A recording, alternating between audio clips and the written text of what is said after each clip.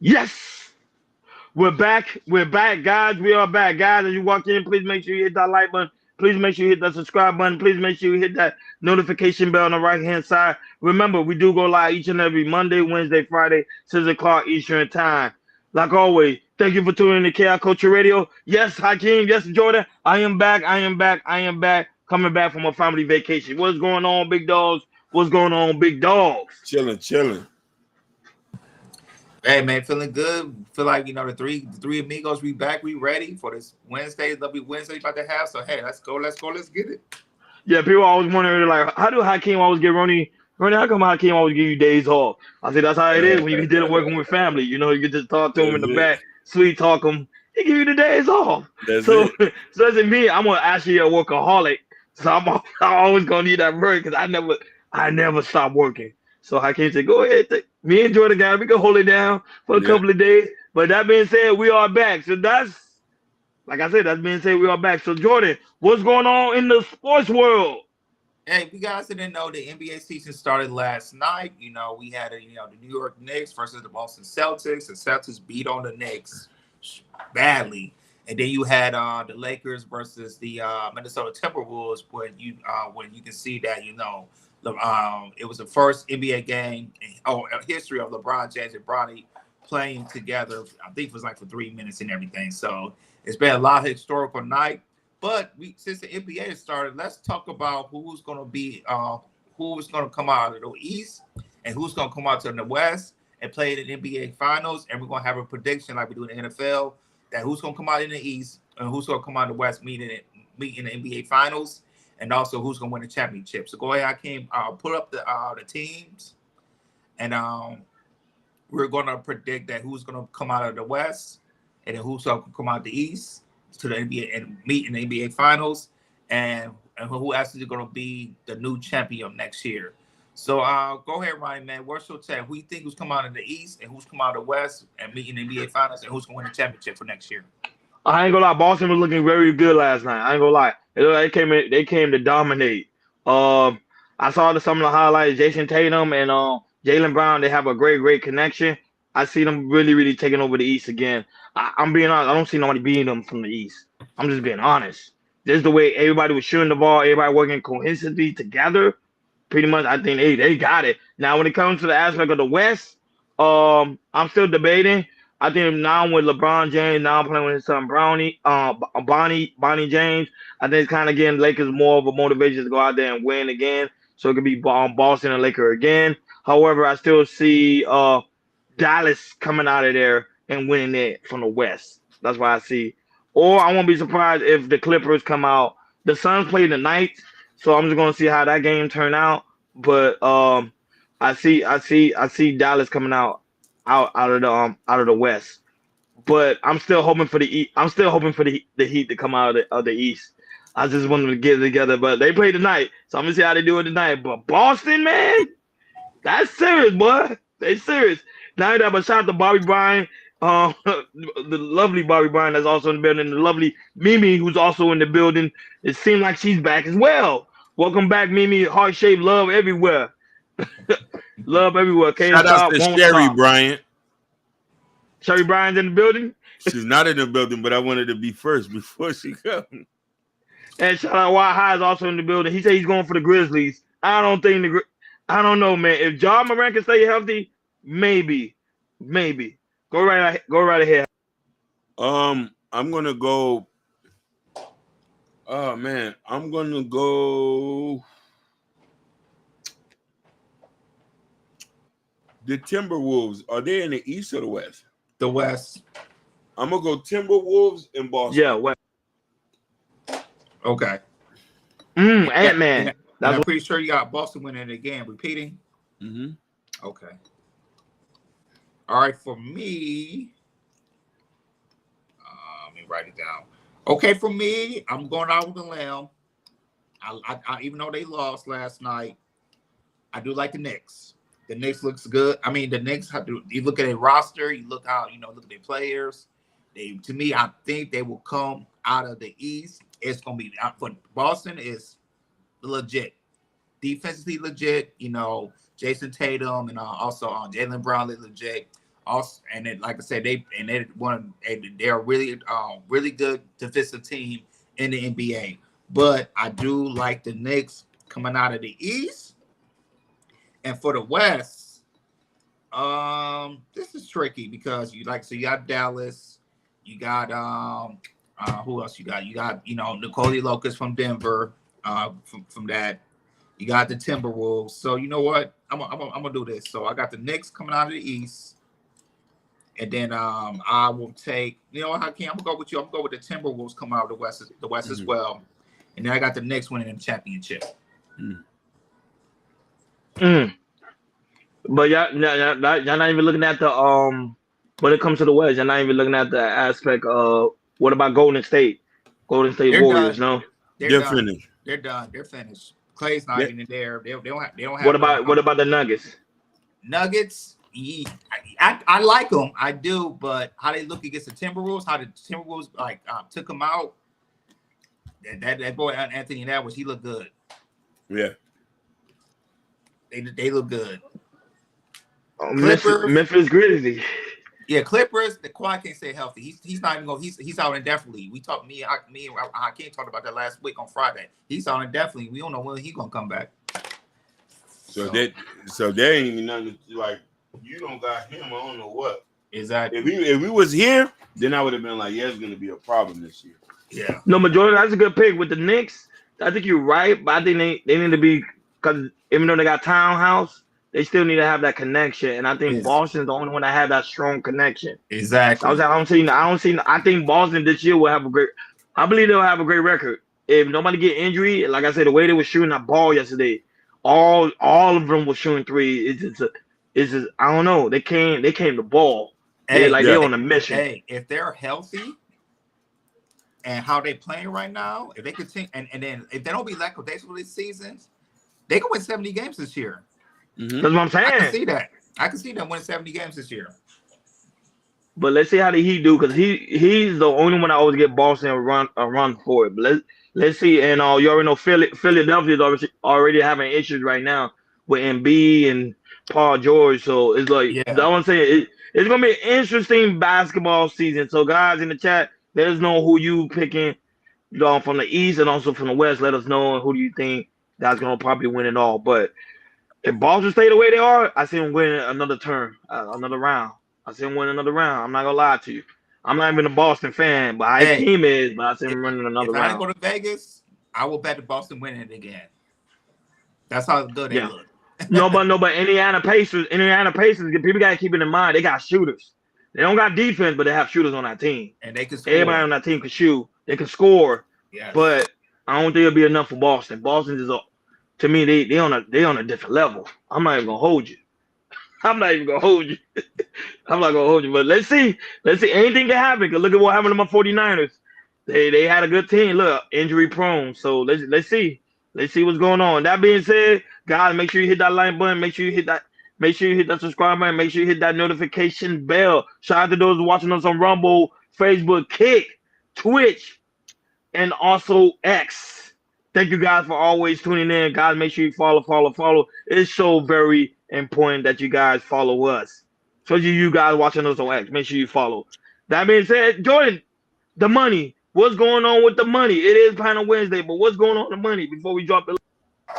Let's talk about it. So we're going to continue to talk about the growing debt balance becoming in the U.S.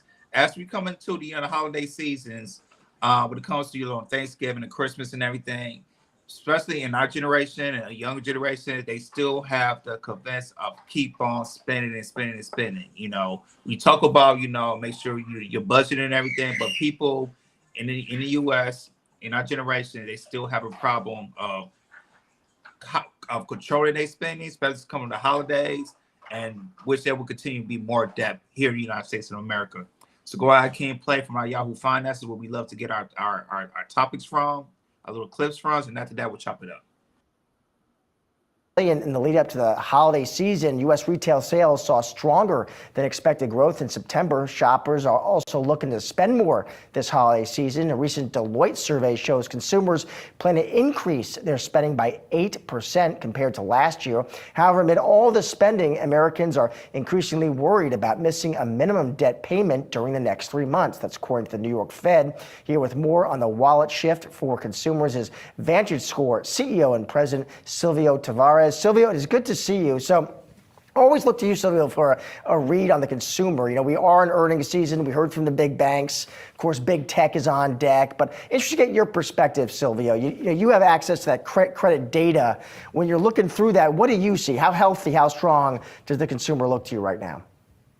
Well, the consumer looks healthy, but the reality is there's definitely risk on the horizon. Both banks see it and consumers see it. According to our monthly VantageScore credit gauge indicator, banks actually throttled back on new credit accounts in the most recent period in September across every major loan category: credit cards, auto loans, personal loans, every category, banks cut back.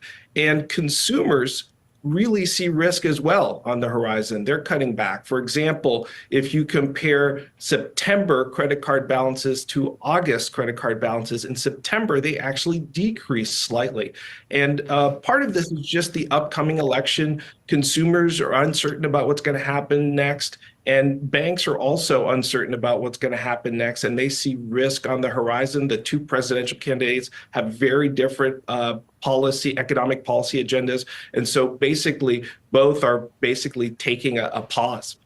You know, when we talk about the consumer, Silvio, you know, obviously not one consumer. There's many kinds of consumers, you know, low income, middle income, high income. What kind of differences are you seeing? Well, you know, that term we all learned during the pandemic, that K-shaped recovery, well, that's definitely made a comeback. If you look at the experience of millennials, older affluent consumers, they're doing just fine. In fact, you could see that in the monthly credit gauge. The average overall consumer credit score is 702. 300 is the worst score. 850 is a perfect score. And so overall, you see the average consumer credit health remaining pretty healthy through September, mostly driven by those older consumers, you know, those born after 1965, what we call X. Now, on the other hand, younger, less affluent consumers, they are actually struggling. And in fact, they're continuing to struggle even more in the most recent period. We saw delinquencies across all credit products really increasing for those younger, less affluent consumers. And really what's driving a lot of that difference in experience is whether you're a homeowner or not. If you're older, you own your own home, you've got a cushion there, you're not exposed to inflationary pressures. Younger folks are not homeowners typically, and they are struggling with the increased interest rates and the very high rate of inflation that we've seen over the last 24 months. You know, Silvio, the Fed already cut once, delivered that outsized cut. We have any number of strategists. Had one very smart strategist today on the show who said, you know, listen, they continue to believe they're going to keep cutting because inflation just is not where Jay Powell wants it to be. How much of a tailwind potentially is that for consumers, including the consumers you're highlighting as facing more challenges? Well, it's definitely a tailwind, but the reality is it does take some time to hit. And we saw that in the September numbers, right? You know, September was when we saw the Fed cut rates. And we had expected some more lending or a pickup in lending and actually, quite frankly, an increase in demand among consumers. But actually, that didn't happen. And so that's quite notable. So I think the Fed's going to look at this data and they're going to really have to think about whether they do a more aggressive rate cutting. But the reality is there's some challenges with cutting rates too aggressively. You don't want to be in a position where you reignite inflation. So definitely a balancing act. But I think if you look at just the way consumers are using credit, there are some warning signs. There are some flashing signs, particularly on the credit card front. Having said that, Silvio, you know, holidays fast approaching. What would be your guess about consumer spending during this holiday season? You think they spend, even if they have to take on more debt to do so? Well, I think there's definitely a desire to spend more, but I think a lot rests on how this election plays out. If you look at the data for the most recent period in September, credit cards in particular are flashing a lot of warning signs. Delinquencies were up across all products. Delinquencies were up on a 30 to 60, 90, and longer basis, really across every vintage of loans and age of delinquencies. Everything is flashing red. So I think consumers do want to spend more, but the reality is they're uncertain about how the election is going to play out. And depending on how that election plays out, especially the presidential election, that's going to have an impact on consumers' willingness to spend more. So the bottom line is it's uncertain. That's how consumers see it. That's how banks see it. As we get closer to the election and after the election, we're going to be able to give you some more insight on what's going to shape out for the balance of the holiday spending season. Silvio, always great to see you and have you on the show. Thanks for joining us. Thanks for having me on, Josh. Yeah, so the holidays right around the corner, as you know, which a lot of people like to spend, especially on gifts, for Christmas and everything. And especially for our younger generation and our generation, it might get a little bit worse and everything. So go ahead, Akeem, man. What's your take on, how, there might be more of a growing, debt when it comes to our young generation?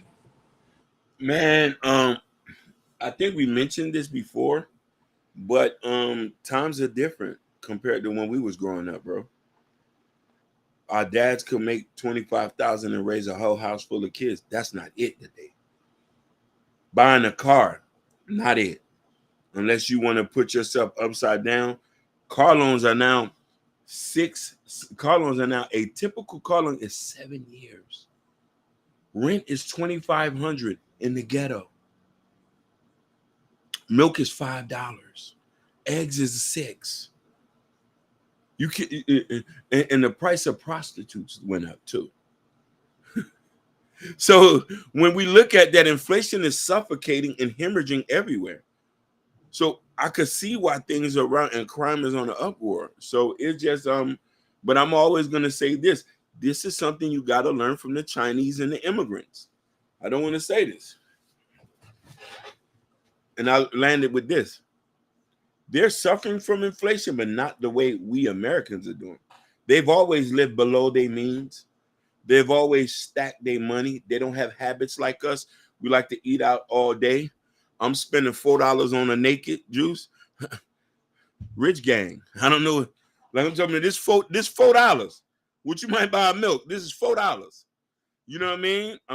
So the immigrants don't have those type of habits that we have, and they've been able to, even in this economy, buy houses, open businesses. They're saving their money. So what else to say? No, but good point. How can you seem like you're getting tired of the economy? You're not the only one either. And like I keep telling people, this election is very, very important because based on this, like whoever become president can also affect the economy. So people are like waiting to see who's going to be president, and that's including people that's also investing as well. So right now, if you look at the stock market, you can see like where people are putting their money into, and a lot of people are putting their money into mostly into AI and energy stuff that they know that the president, whoever going to be elected to, is going to be focusing on. But the economy is the number one thing, and I think right now people are struggling because like you stated, Hakeem, a lot of people don't understand the whole meaning of budgeting. They don't live below their means. They try to overspend even though they don't have it. Like the guy also mentioned the fact of how people are now behind on their credit card. I mean, a lot of people credit card users are extremely high. I think it's up. I think close to 30%. Half of the American people are using their credit card, but they're not paying the total balance. So that shows you how much people are really, really struggling out here. I always tell people, even though people could cap on YouTube that they balling, they making all this money, when you really break it down, when you really break it down, you really hear these guys' stories. After they say they making quote unquote all this money, a lot of these YouTubers who are content creators are not going broke. Yeah.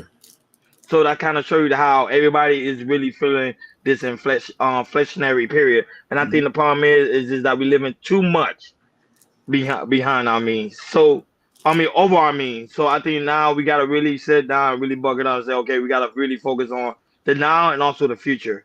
Cut back and progress to something better. But if not, if you're around the people that, especially around the holiday season, I always keep telling people always look for sale prices and stuff that's getting cut off high prices. I tell you right now, Target is cutting off a lot of high prices on some of the stuff, some of their goods. So a lot of people are planning to shop at Target during this holiday season. So hopefully other retail stores go the same route Target is doing. Go right ahead, Jordan. For me, especially coming with the holidays, I think a lot of people suffer, not just black people, all people. They suffer from keeping up with the Joneses, especially with their kids. When Christmas comes, they gotta make sure they buy all the gifts. Or when they see somebody else buy something, they gotta buy. Oh, you gonna buy that? I gotta buy for my kid. I gotta buy for my kid as well. I gotta double up on that as well. So, and then and also with that, also the elections as well is coming up. You know, that's definitely going to define about how the economy looking up in the future and everything. And also, I think with people, what they do, especially coming to holidays and everything, they might spend so much on Christmas stuff, Hakeem, which they might not pay their rent and everything. But what's next year? Yeah. Income taxes. So that's I think what a lot of our generation, our generation, your generation do is that, hey, you know, especially holiday season, Christmas, New Year's, let me live in my moment. Let me live not worry about living by my means. Let me live in my moment. Tax season is next year, so I'm gonna spend all these. I'm gonna spend, swipe my credit card to I'm max on my credit card. But in January, I'm gonna pay it all off of my income taxes and everything. Which that's not the righteous thing to do, because it's not gonna look for your credit report. But anyways, and also with the social media and everything, with Facebook, Instagram, we see a lot of people live those they think they live in the lavish lifestyles, which they not really. For me, Hakeem, Ronnie, I can go up hiking and take a picture of a selfie of me. Take a picture of me looking overseas like I'm living that life. I mean, I am living a life, but I'm not living that life. You know what I'm saying? I mean, I get to enjoy hiking, looking at the view and everything. People like to say, "Oh, he must got money," all that type of stuff. Which I really don't have that money like that now. But I budget and I manage my best as the way I can. And the thing is like I like to do free things. Hiking is free, and I like to spend that much money on other things. If there's a lot of free stuff to do in LA, I'm going to do it, or I'm going to take my daughter or my wife. We're going to do some free things, and and that's what we do and everything. So, people, especially around this holiday season, I know you want to, spend on Christmas gifts and everything. And I know, what's New Year's, you want to, go to the club, spend a couple $100 on bottles, get drunk, spend $500 and everything, spend $500, and then that's the worst, when you want to go to the club, keeping up with the Joneses, and we see somebody buying like buying a bottle or something like this. And then they gotta go. I'm sure. Tax season next year. Let me get a bigger bottle and everything. Like, no, like I said, it's important to live below your means. It's very important to live below your means, because when you get to your 40s and 50s and we save up your money, you have more money in your bank than you have right now. That a lot of people don't have barely $200 in their bank account. Facts. So people, you must learn, because the economy is going to get, more expensive. It never goes down. It always goes up. So living below your means, like Hakeem says, also budget, like Ronnie says, and then, like I said, next 5 to 10 years, you'll see and say, hey, I'm glad that I saved some type of money. What's good, Ruthless Siege, man? Shout you out, boy. Shout out to Muhammad. What's good, baby? Salute, Blessings buddy. and abundance. No, but like you stated, Jordan, live below your means, and not only that, even though you may save money in the bank account, make sure that money is making money for you. Just don't leave it in the bank. Don't leave it, because even though you got money in a savings account, it still appreciate value after a certain period of time, because the value of a dollar is going down. The way you can increase, of course, it's not financial advice, but the way you increase your finances is by investing or putting in a high yield savings account, which make it triple your money. Just don't leave it in the bank. Now banks are now offering high yield savings account on certain particular banks, so that's really good for certain Americans that who do enjoy saving their money. But that's a caveat to that. Shout out to Joe Don't Hurt Him, who's also in the building. Hakeem, he wrote a comment, say, spend your money on your priorities. You will save for the future and prepare when others have not. That is facts. Facts. Why high say, but Jordan, why high get thrill out of shopping and new vehicle every 2 years? My wife don't. I don't know who you talking about. Not my wife. She don't. Me and my wife love to live with all our means. When it comes to our birthdays, you might go. We might go to the next level because we save so much money to do that. But usually we leave Preach, Jordan. I love that. I love that. Jordan is the leader. I don't know. I love that. We No, go out on our birthdays. We might take a vacation or two, and after that, we live with all our means. That's being said, guys, make sure you like, share, and subscribe, and don't forget to hit that notification bell on the right hand side. Oh, hip hop, Jordan, what's going on in the hip hop world? Let's get into it. So, Snoop Dogg and Dr. Dre was on the Stephen A. Smith podcast, and they had their opinions about the current state of hip hop. Touching on, the lack of originality. He feels they both feel like, when it comes to this state of hip hop, when it comes to originality, a lot of people ain't hitting. They like, they like to be fake with their songs, or like to, play with the same songs and everything. And Snoop Dogg and Dr. Dre got a little deep into it in the Stephen A. Smith podcast. So go ahead, Hakeem, play the clip, and after that we'll chop it up.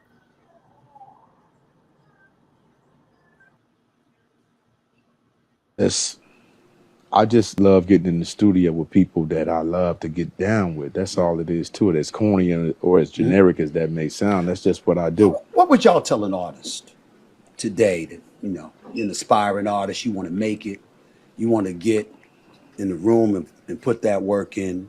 Be original. Be original, because right now it's so much copycat, mimicking, sounding alike, imitation.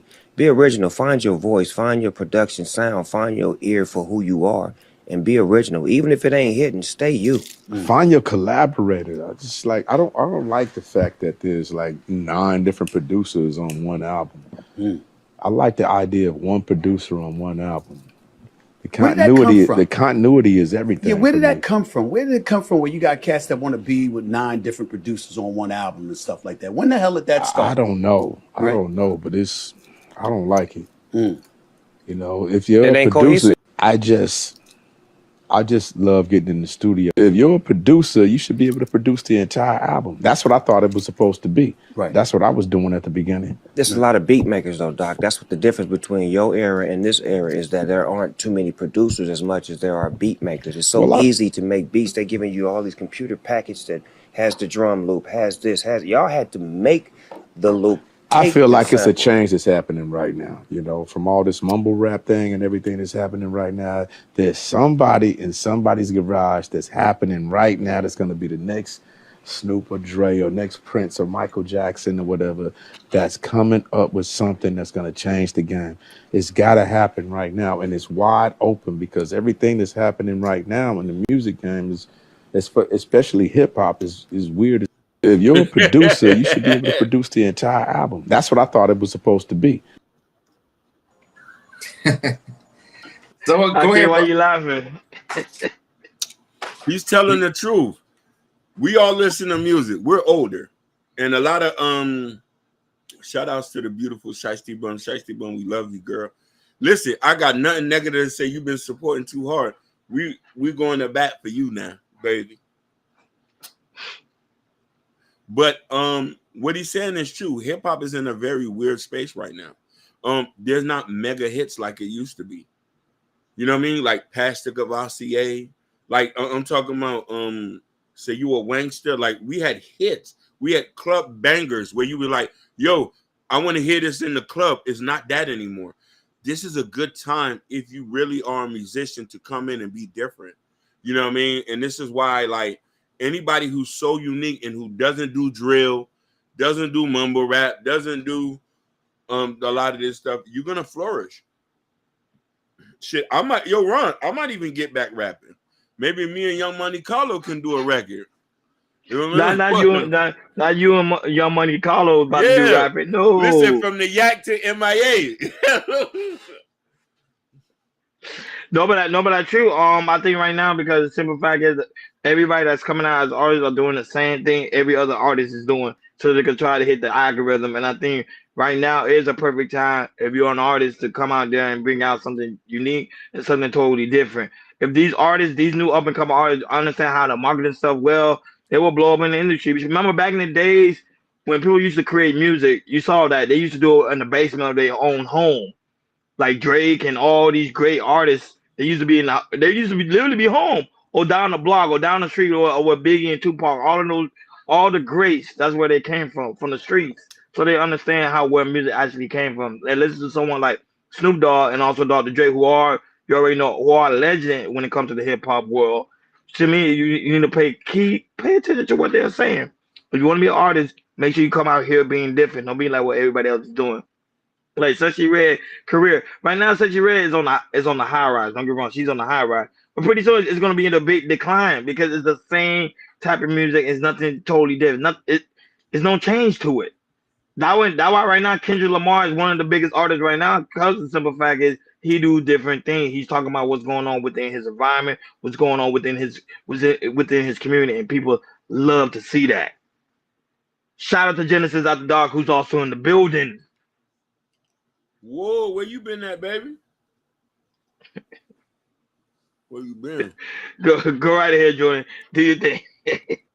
Yeah, I agree with you now. Then some. You know, it's hard for me to find a new artist here in this time for me. You know, it's rare that I can find somebody to listen to that I can drive to work or drive back home or if I'm doing errands, listen to somebody that I really like and everything. So I'm still much of an old school type of guy. You know, I still listen to Tupac, Biggie, 50 Cent, Dre, Snoop, and everything. I mean, like I said, J. Cole, Kendrick Lamar and everything. But everybody else, they're not original.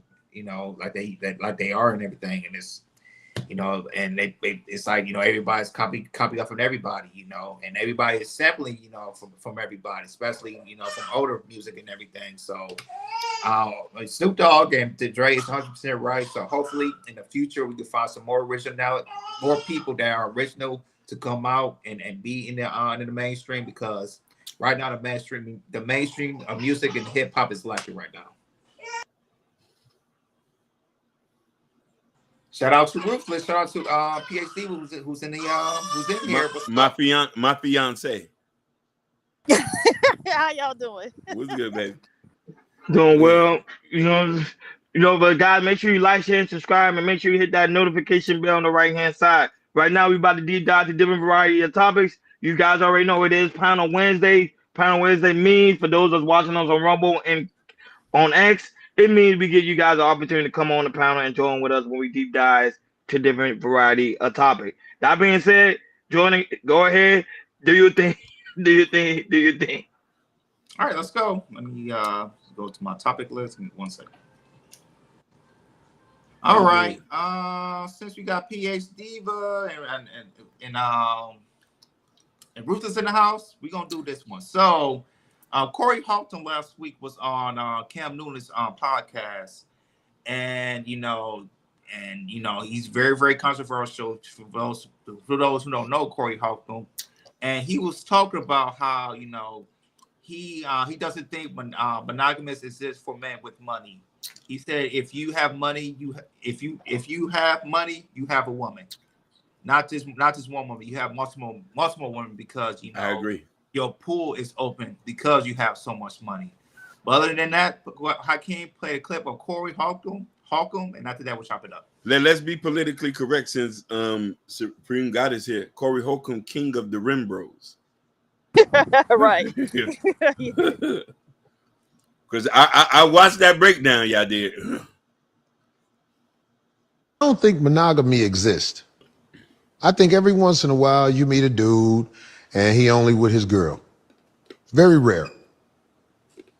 We are men. We, especially men who have means. If you're a man who has means, you have women. And if you say it ain't true, you're not being genuine. I know your girl probably watching, but if you could just think how sweet it would be if you could talk to your girl for real. Do you know the harmony that might be able to come from that? But you didn't pick a girl you could talk to for real. You picked a girl that you're willing to act for as long as you can keep her. That's what most people are in that situation. But we men, we got money, especially men who got money. You got girls. You can't not be with them. There's too many beautiful women in the world to just lie to one girl and be like, look, I'm only with you. That's some bullshit, man. Get the fuck out of here, man. I can't be with nobody like that. But you keep mentioning certain things. I'm curious to know this. You keep mentioning women in poverty. Why? Like, what's your Well, I'm admiration? older now. I'm not as young as I used to be. So, women in poverty, I can control them better. A girl who can't afford to say, fuck you, Corey, I'm gone. She just can't afford to do it. So, I take advantage of that. Now, that might be wrong, but her poverty and my needs, most of the time, it even out. I don't really need a lot of their time. And they don't tell me to fuck off because they know when I come over, they children can get some Hold up. God damn. some outlet Jordan. Outlet Gucci. Yeah. Outlet Gucci. I don't think monogamy exists. Yeah, that was Corey Holcomb. You know, if you're a fan of Corey Holcomb, which I am, he has a show come on every Tuesday night on I'm coming. He has a show on every Tuesday, the 5150 show, every Tuesday night around 8:00 p.m. So who want to go first? Does Corey Holcomb have a point? Well, that Shout out to the monogamy doesn't baby exist. for Yeah, the keeping baby's Jordan crying. on his toes. And then, is she Yeah. smiling too? Is she smiling too? She heard you. She's smiling. Well, like monogamy doesn't exist with men with money. I agree. With men with big money, yeah, monogamy doesn't exist. They feel because the man feel like they can get any woman they want because they have the resources to do so. We'll please talk about that a lot. He's on the panel right now. He can speak about that more than we can because that's what he loves to talk about. You know, they don't want to settle down because they have the resources to have those the type of woman they want. So, but to me, monogamy is for like regular folks. Man, they ain't got the money. If you ain't got the money, don't get the woman. Stay where your level was at. Don't go outside your level. The problem is a lot of men are trying to go outside the level, and that will always put them in the hole. Right, Dating your Ruthless? pay Do you grade. agree with that? Ruthless, you agree with that or you disagree? I mean, to a degree, men also who are lower level men of economic, they still have side pieces. So they just can't have as many as the guy with, wealth. But even the poor, even the people who don't have the money, guys typically, infidelity is a big thing, deal with the women and the men, right? The men having sex with their best friends or going outside, and this is, to me, right, the biggest lie. Monogamy is the biggest lie in history, right? Particularly for humans, right? Because everybody wants somebody else, even if they're with somebody else. It's just the way the game goes.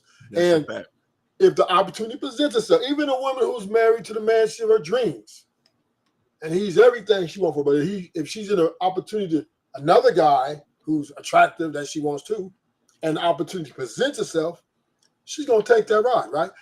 Vice versa, same with the men. So I believe monogamy is a downfall of true relationships because you're living a lie, right? You're living this one big lie. The men who don't have the money, they have to lie, knowing damn well that if Shaniqua down the block with that big junk in the trunk, give them even whisper, right? They going, right? But they tell the girl they with, man, I'm gonna do it.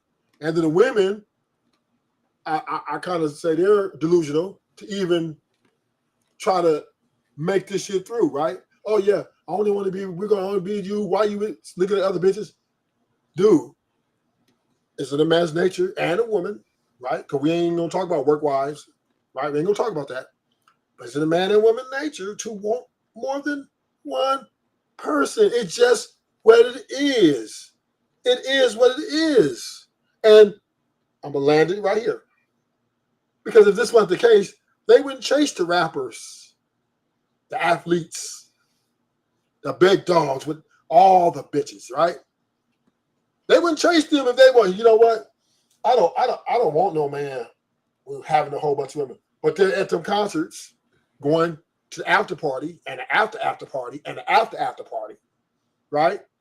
Getting ran through, whatever's going on. And they're happy.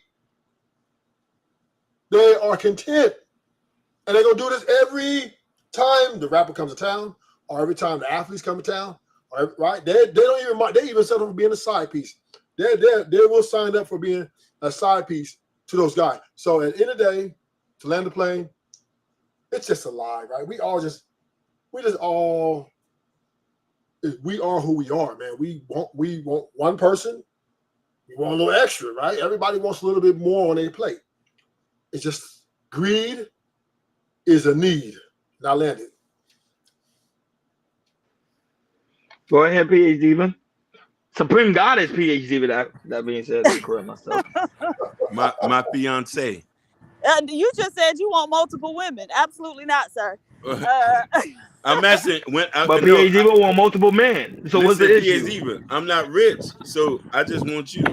Yeah, no, thank you, sir. I don't want to be a consolation prize, but so I think that he is speaking for, the degenerates, and unfortunately, in our community, we have an overabundance of men who are lacking in character, lacking in sexual discipline, and so this is how many of them will think, right?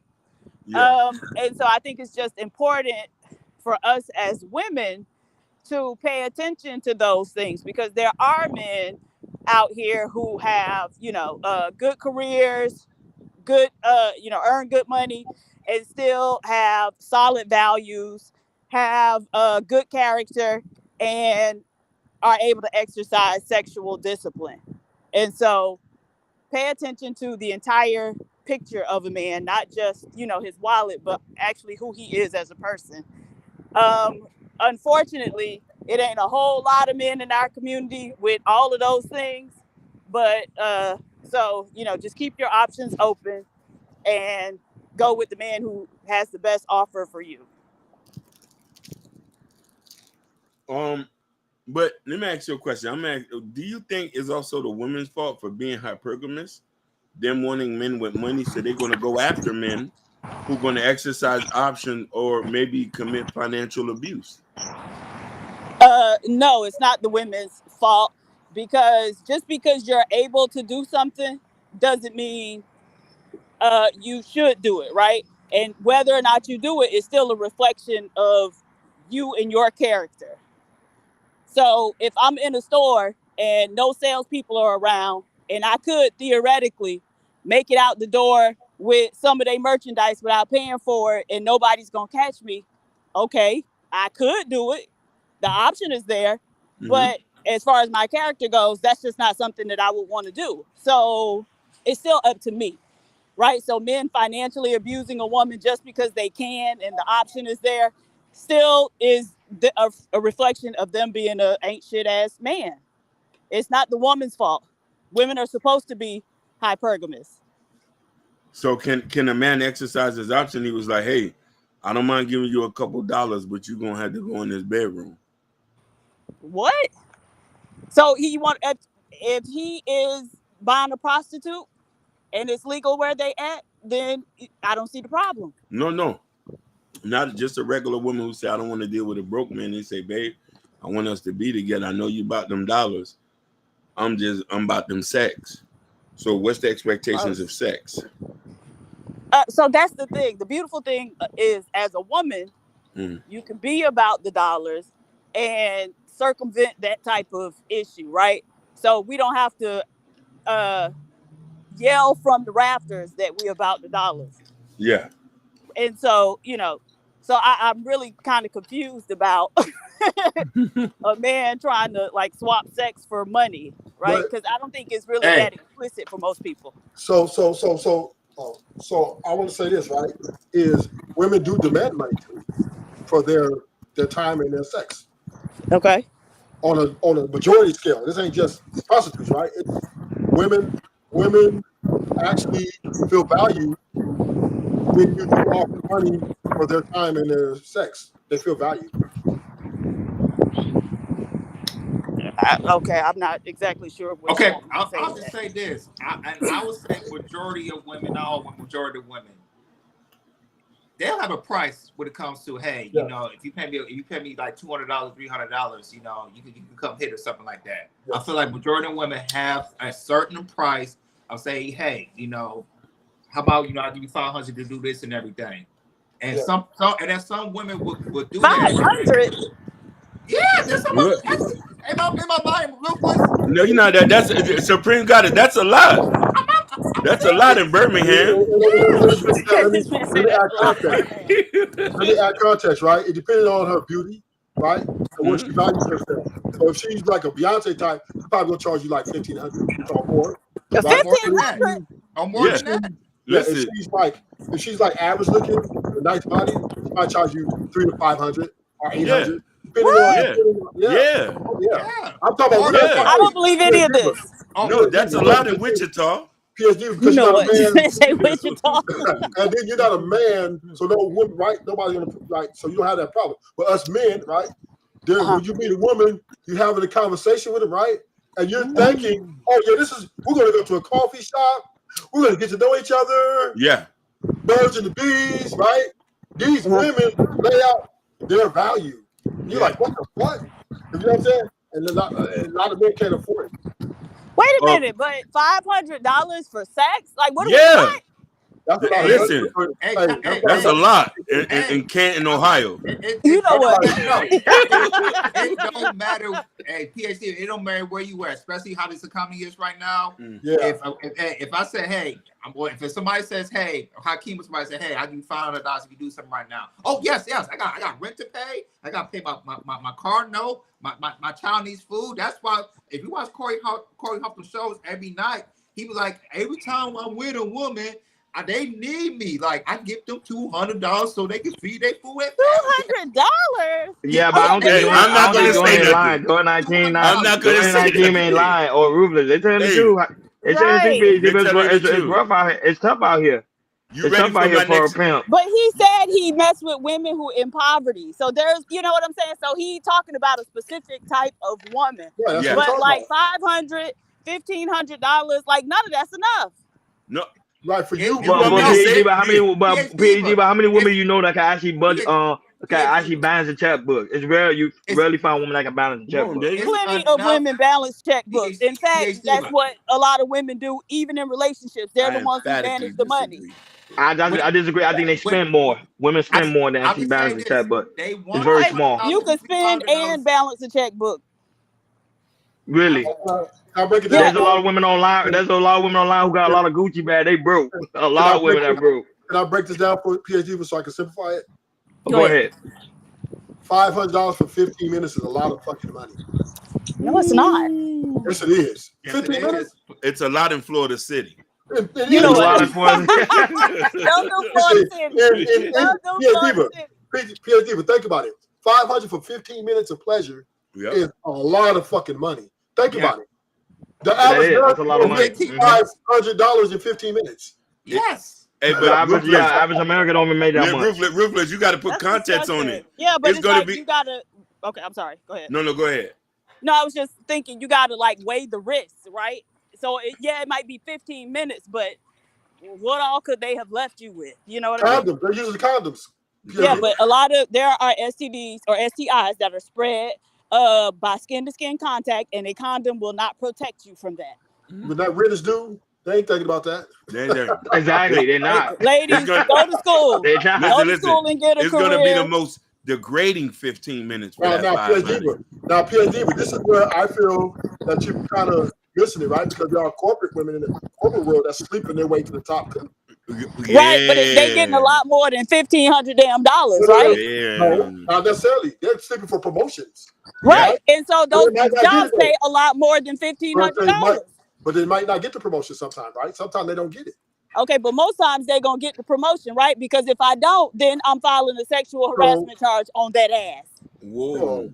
Now, Whoa. Absolutely. Whoa, my That's why we ass. gotta. That's why we gotta keep you But taped. PhD, but there are some companies that they're strong with their people that hire up. They'll find a way to kick you out, especially if you're black. They'll find a way to kick you out. Right. And so this is the thing, though. The company isn't the final arbiter of sexual harassment, right? So we got courts that we can go to. There's a federal agency that we can go to and have them get in the middle of it and have them arbitrate the shit and say, hey, you did it because this was one of your higher ups. They are acting as the company. And so you did, in fact, harass this woman and now you got to pay her. PhD, but I'm not saying you're wrong, but a lot of women don't think like you. I would say PhD the way PhD think is a small scale. But shout out to Abby Ward that's also in the building. Shout out to Dal Law that's also in the building. Shout out to Joshua who's also in the building, and shout out to Dal Law that's also in the building. Appreciate you guys for watching. Also shout out to those watching us Rumble, Kick, Facebook. Can I say even more? X. Shout out to you guys that's always watching it, and also Instagram. Thank you guys for always tuning in. And shout out to Ashton is also in the building, who will be going live right after us as Wild and Out Wednesday. Shout out to him as well, the creator of the Shiesty Avengers. We'll go right here, Ruthless.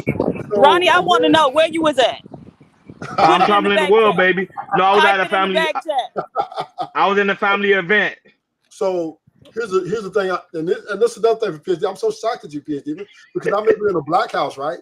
How you was describing what kind of man you want, right?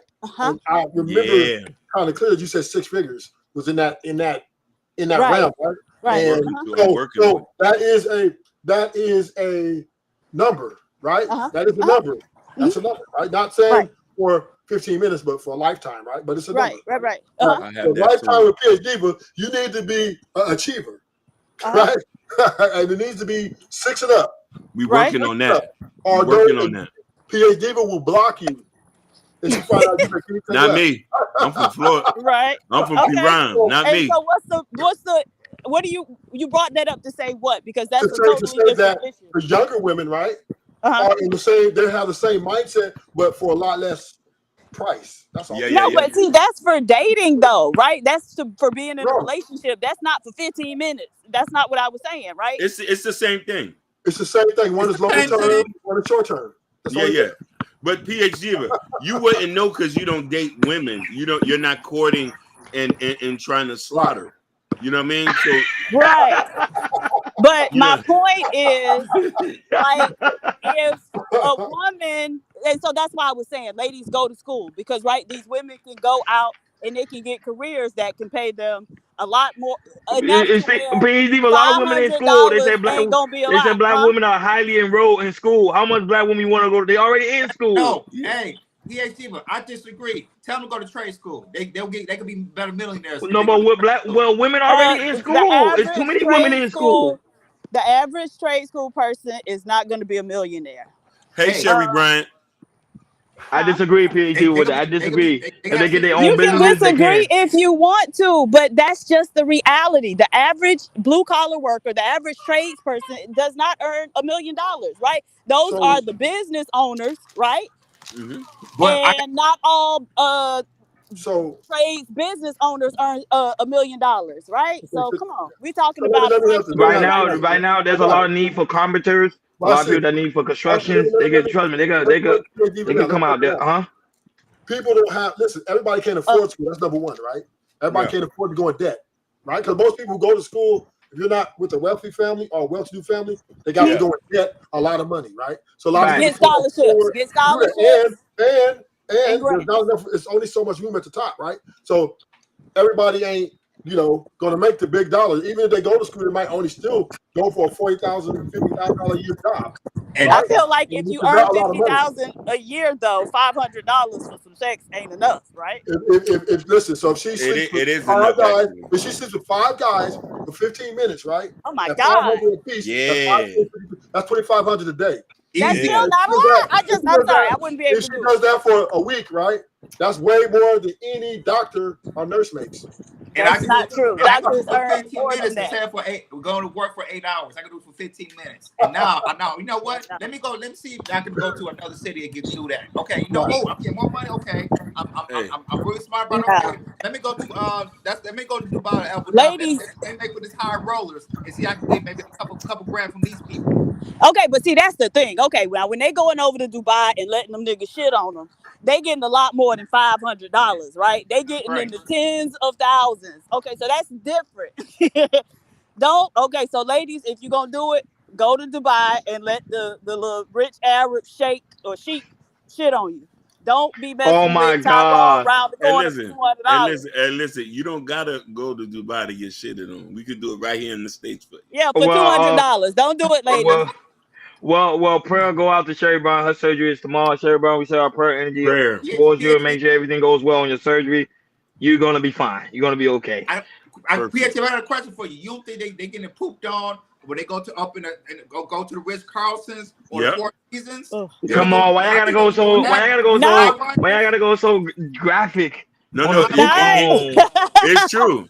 It's true. Not for $200. No, some are doing it for 200. So And then what PhD needs to understand that there's competition, right, amongst women, right? Yeah, so a depending lot. on their beauty and their stature is what they're valued at, right, in the sexual market, right? We have a value system. So the women who are at the lower bottom, the bottom feeders, they ain't gonna do it for 200, 300, you know, and because they can't ask for 500 or more because they don't look good enough and they're not in competition with the girls at the top. Then the girls at the top of beauty standard, right? The ones who with the nice bodies, who's just all that, they can be charged between 500 to 5,000, right? They have the range depending on the guy that they meet, depending on how long they want to wait to get, right? Because if they get to 500, they get it done in minutes, right? 5,000, it might take a little bit more courting, a little bit more stuff going. But at the end of the day, this competition is competitive, right? A lot of women out here on OnlyFans are out here soliciting themselves. Right? Listen, women are the most, they value themselves, and this is what they're willing to do. Right? They got kids, they got mouths to feed, and they're willing to do what they got to do to make a couple thousand a week. So they make 8,000 a month. It gets the job done. That's crazy. Listen. No, but PhD, but do the math. If you do the math, think about it. You're gonna work every 2 weeks to get like let's say a $2,000 check when you get that in 2 days. That's crazy. But listen, fast money. I'm a Christian man, but I have I needed to put that disclaimer out there. I'm a Christian man. So you be tricking. So I can you're a tricker. No. I'm not. You be doing golden showers to these women. No. I don't. But I have been in situations. Sashi gonna try to figure out. I have been in situations where women have solicited themselves to me to be able to pay for their room for the night for $100. Okay, then you got quiet. Why you got quiet? Why no, I just did. No. He did it. I didn't do it. No, I didn't do it. I'm a Christian man. I'm a Christian man. The visit us in the building. Are you sure?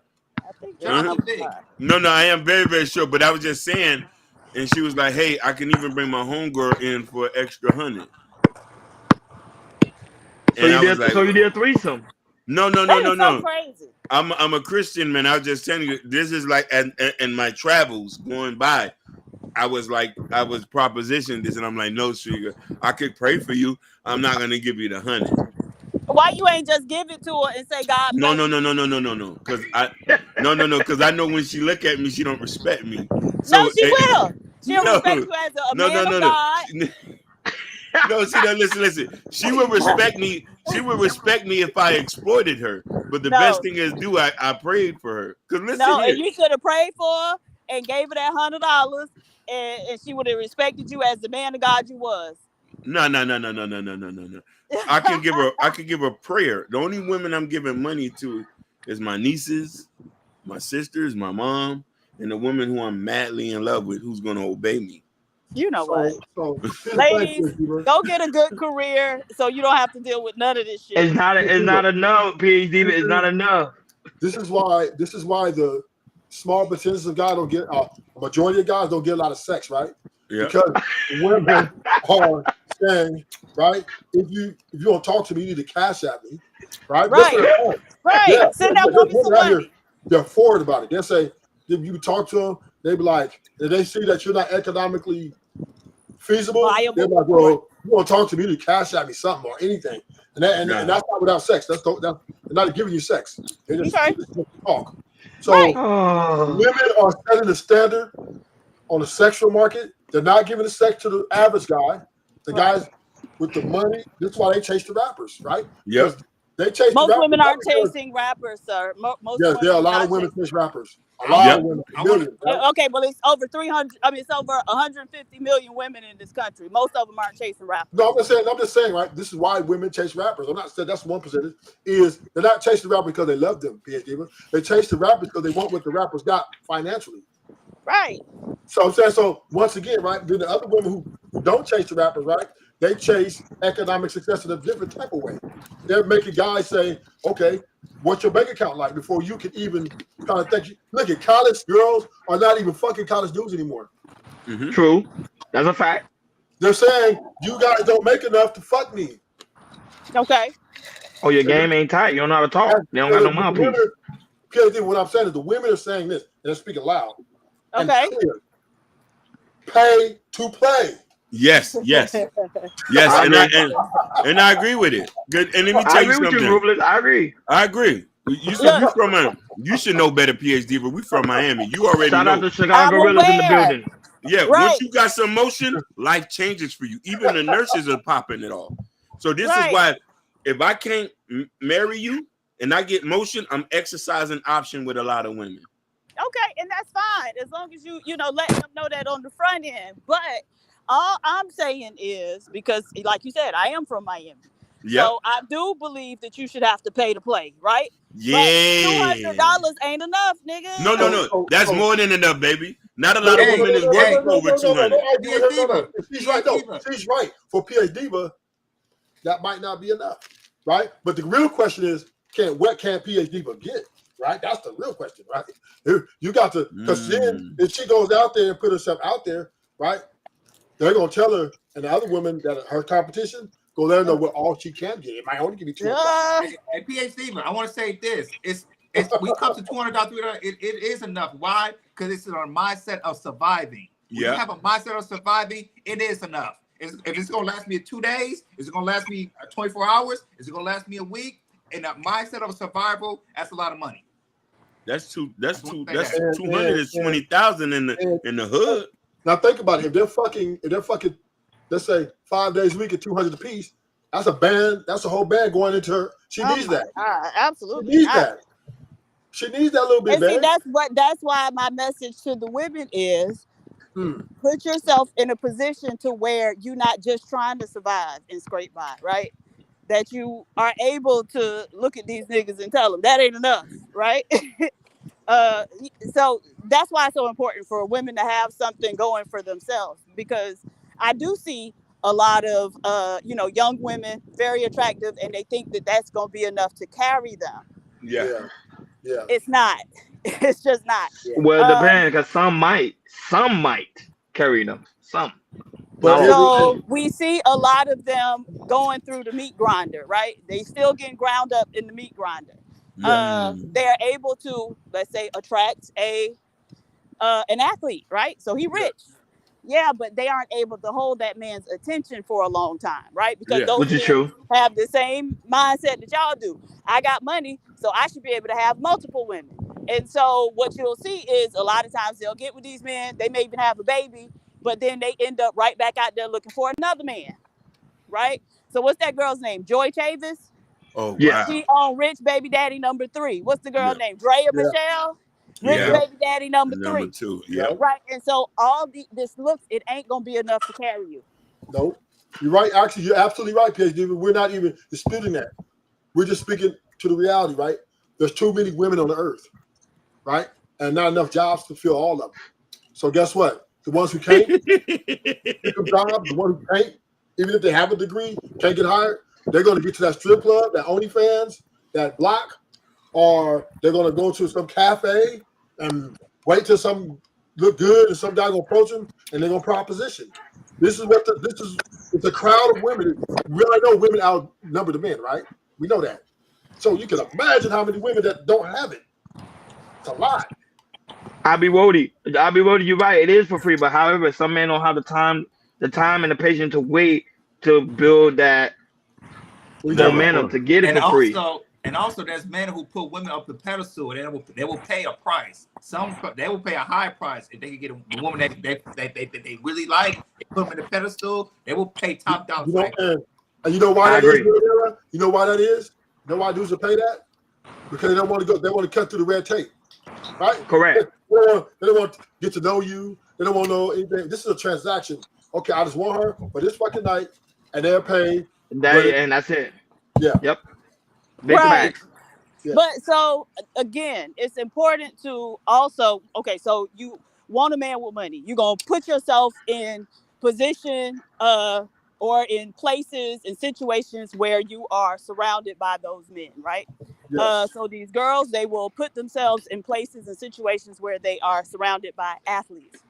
Yes. You still need to look at the man's character, right? So once you're already in those surroundings, your number one thing should be character, because all of them got money in those when you get that type of access, right? So it was, I think Shawnee O'Neal or whatever her last name is now, because she remarried. But she was saying that Grant Hill was the only faithful basketball player she ever encountered, right?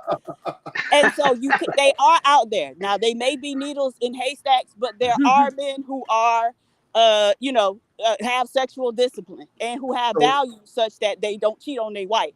So that's what you should be looking for.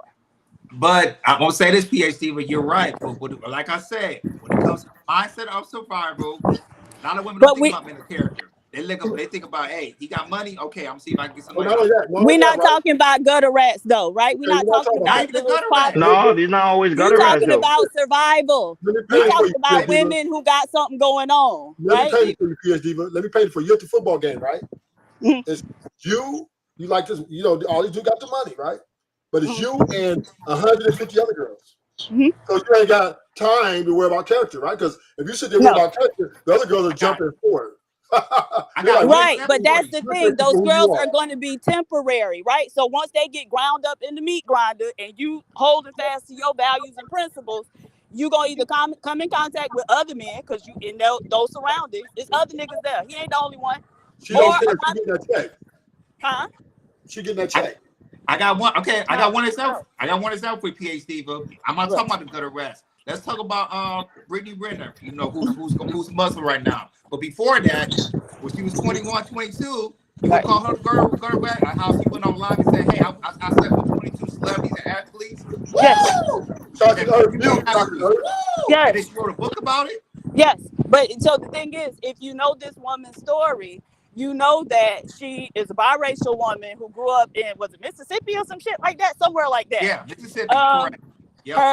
Her black father was absent, and they were poor, right? Her mother, they lived with the grandparents. I think the grandparents weren't in favor of the black kids at one point, but may have gotten on board at a later date.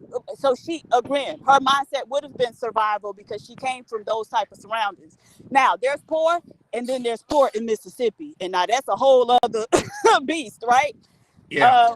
And so this was not a girl who came from a middle class background, or so she wouldn't have middle class values.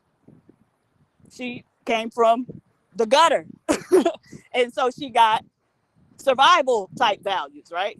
That's what she's thinking about, survival. And so she didn't even understand that when I'm in these spaces surrounded by these type of men, I can be a decent woman and be looking for a decent man. She just thought, hey, you got to do what I've seen people doing. And it still didn't work out for her, right? Because now she crying home mouth. True. She still get a check every month. Got that Well, that's true too. And so that's the thing. Okay, how much money you getting from these ball players though, right? I don't know how much. Some of them getting about like 10 bands a month. What's 10, 20? She getting child support from what's his name? Who played for Dallas? He played for Dallas now. What's his name? Her baby Right, daddy. but she was just saying she didn't know how PJ. she was gonna take care of herself and her child. Now that's what she was saying. So I don't Oh know if yeah, that's she true did or say not. that. She No, did, but but she catch you on out of bounds in the checkbook, like I was saying. right, And A lot of no, women but on out of right. bounds in the checkbook. this is the thing, right? This is the game she's playing. She's playing the game because she's trying to open the door for somebody else to come in, right? She wants more money, so she plays the victim role. Oh, I don't know what I'm. So, but some guy, simp, come through, fly with the cape and Yep. a checkbook, and say, "Oh, you know what? Don't worry about how much, right? Even if she's got a lot of money, she wants more." So women know how to use their victim mentality to lure you in to this trap to get the finances. It's just a game. Can't believe everything you hear because she's saying, "Oh, I can't take care of my kid." That because she's trying to get the next fish. Get on this hook, baby. Hold on, Chocolate Herb. Chocolate Herb, I know you're trying to log in. The thing is you gotta make sure you're on Google Chrome. Make sure the Wi-Fi is connected. I think she's out there in the field. Yeah, Make she sure the got Wi-Fi is connected. That way she come in and out. I she was got having the same issue too. Go ahead. What are you saying, Ruthless? so here's the deal, right? PhD, but you should already understand that this is normal, right? Because men and women, when the survival mode, we have the same mentality. Women just do it differently. We might grab the pistol, they gonna grab their pussy. It's just the way it goes, right? It's just the way it goes. Look, That's how it and goes. again, I just get more money than that for it. Like $500. That's crazy. That's not all, no, that's not all the women, PhD. But I'm just telling That's you, a lot. it's a lot for That a is a woman. lot. It's a lot for a That's not a woman lot. who ain't Well, got if you shit. actually, that's not a lot.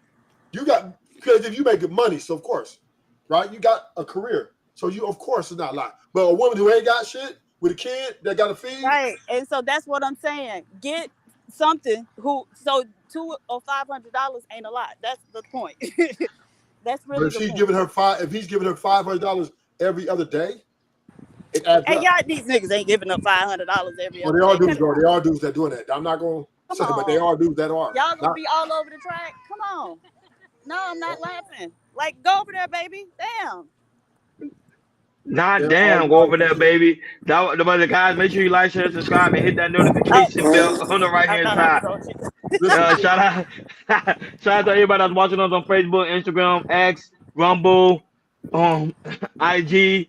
Thank you guys so much for always tuning in every time we go live. We And greatly 3 appreciate it. more. And not only that, but that being said, Jordan, we're about to hit the main topic. We're at the 1 hour mark. Shout out to those that's watching us in the building. Go right ahead, Jordan, to the main topic. So let's talk about the big news that came out a couple of days ago. So former CEO of Abercrombie and Fitch, he was indicted on sex trafficking charges. So read a little bit over here. Give me 1 second. My article just went away.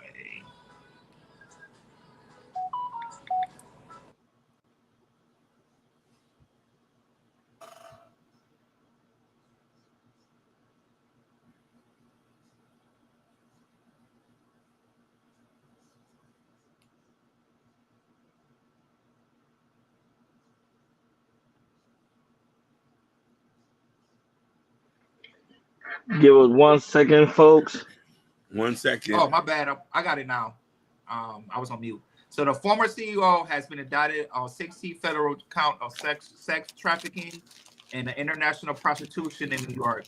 It is accused of leveraging a network of employees, contractors, and security professionals while he led the retailer. Jeffrey was the CEO of one of the most recognizable clothing retailers in the world. He was using his power, his wealth, and his influence to traffic men for his own sexual pleasures. Oh wow, I didn't know that. And that of his romantic partner, Matthew Smith, who is 61, for West Palm Beach, Florida, and another associate of Jeffries, James Jacobson, at 71, of Rich Lake, Wisconsin, were also indicted as part of the case. Jacobson was employed by Jeffries and Smith to recruit, interviews, and hire men to perform commercial sex acts and for Jeffries and Smith, according to indictment.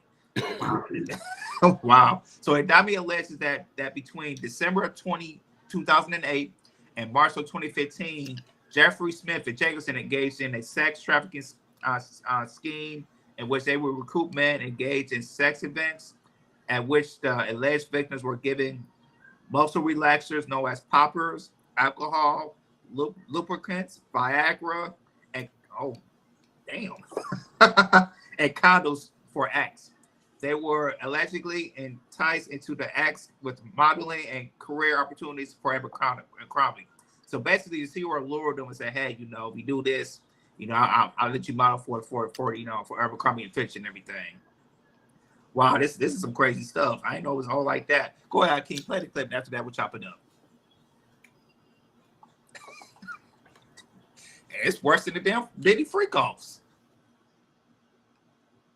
CEO of Abercrombie and Fitch and 2 associates are under arrest for allegedly running an international sex trafficking and prostitution scheme. According to a new federal indictment, former Abercrombie boss Mike Jeffries and his alleged co-conspirators interviewed and hired men for so-called sex parties fueled by alcohol, drugs, and Viagra. And authorities say many of the victims were prospective male models looking for work in the fashion industry. CNN national correspondent Bryn Gingras is following this story. Bryn, what more are prosecutors alleging here? Yeah, Boris, one of those co-defendants is actually also Jeffrey's romantic partner, also arrested this morning along with Jeffries and a third person who is described by prosecutors as sort of a middleman with this whole entire operation. Let me detail a little bit more of what prosecutors say happened here. They're saying in about a 7-year period, part of that time, Jeffries was the current CEO of Abercrombie and Fitch, and prosecutors say he was using his power, his wealth to basically find men who wanted to be models and essentially have them try out in sexual ways to come to what is being described as sex events. And those sex events would happen in hotel rooms. They'd happen at houses that Jeffries owned all across the world, really. And at those events, they were sex-fueled events where their prosecutors are saying these prospective models would be given drugs, they'd be given alcohol, Viagra, muscle relaxers to perform sex acts on Jeffries and his romantic partner. I want you to hear more from the prosecutors who laid out this 16-count indictment earlier this afternoon. On more than one occasion, Jeffries and Smith either directed others to inject or personally injected men with an erection-inducing substance for the purpose of causing the men to engage in sex acts the men were incapable of engaging in or unwilling to engage in. I mean, pretty horrific allegations here. All 3 men were arrested not in New York, but they're going to be brought to New York to be in federal court sometime later this week or possibly the beginning of next week, guys. And this investigation, Bryn, was prompted by a BBC documentary. Yeah, so that documentary came out last year, and there were several, really dozens of men who came forward to this reporter with the BBC about these allegations. And since that came out, a federal investigation started. Abercrombie and Fitch started its own investigation. And really this, if you can remember at the time, Abercrombie and Fitch really soared in the early 2000s. And they were hitting, a big, they basically were on a big stride until all these allegations came forward when Jeffries was at the helm of the company. It's important to note that Abercrombie and Fitch certainly has changed its image since then. They have hired new management. They have hired, they have different inclusion practices inside their company. But certainly this is another hit for the company that has been taken several over the last few years, guys. Bryn Gingras, thank you so much for the update. Joining us now. Oh, there was more? Damn. No, that's fine. We can stop it right there. That's enough, I can. Because damn, that's this. Wow, this story is crazy for me. Woo! Mike Jeffrey, but that's what goes on. That's what goes on these powerful companies. They have a lot of secrets. But I mean, so that's what it is. This doesn't shock me at all. Go ahead, Rufus. What was the big deal? What do you mean? What's the big deal? And is it like P. Diddy situation? No, yeah, but I still don't see the big deal. If these people are willingly fly out without being kidnapped at gunpoint, right? So these people they want to mingle, right? And they single, and they see opportunity. Hey, we have this party. I'm sure that they know what goes on at these parties because word gets around. Correct. So they're obviously with it, right? Because maybe it could open some doors for them. And I mean, I just don't see. I mean, I'm not saying it's right because probably a lot of homosexuality going on in that. That's a whole other conversation. But under American law and standards, I'm trying to see what the feds are trying to say. That what was they? Even in the P Diddy case, right? Even though I know that they're going to book him, right? But it wasn't. This is not this happening in Mexico, right? Where they're gun pointing people, putting them in vans, blindfolding them and dropping them off and saying, "This is what you got to do." That's not happening over here, right? So if that's not happening, then what are we talking about? I think the thing is, because I think they're being forced to do something they don't want to do. I think that's the problem. They may be able to fly them out. That's fine. But the problem is, I think there's certain acts they're doing at these parties. That's what they're all charging them with.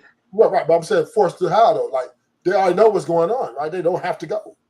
But if you lacing them with like muscle relaxers and everything, it's kind of put in a position of doing something that now they want to do. Who are we talking about? The men? We talking about the men, right? Yeah, this is what I mean. Yeah.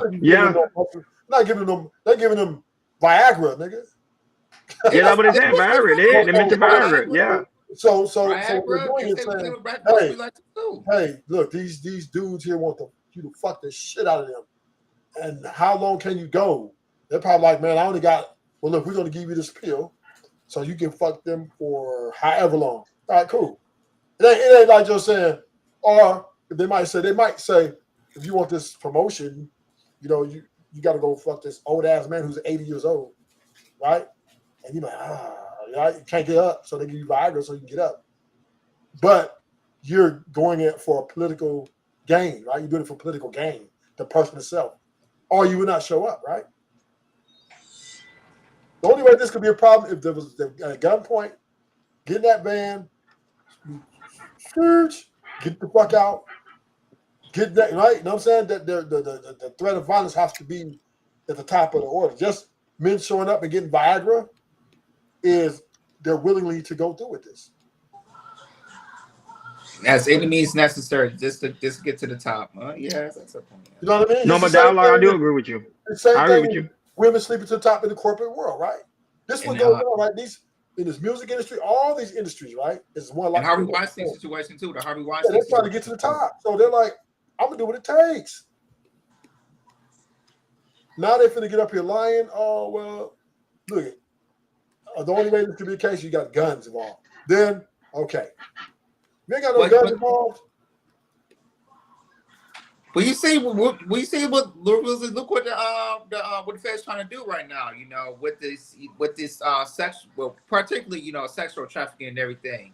Now you see this is the new wave of how to attract people that's in the entertainment, maybe athletes, but you'll hear about, and also powerful companies and the CEOs. It's like, hey, since there's not big drug lords or drug dealers here in America, or internationally and everything, I think the feds are going to this route when it comes to sex trafficking. I think they're changed the way how we perceive how sex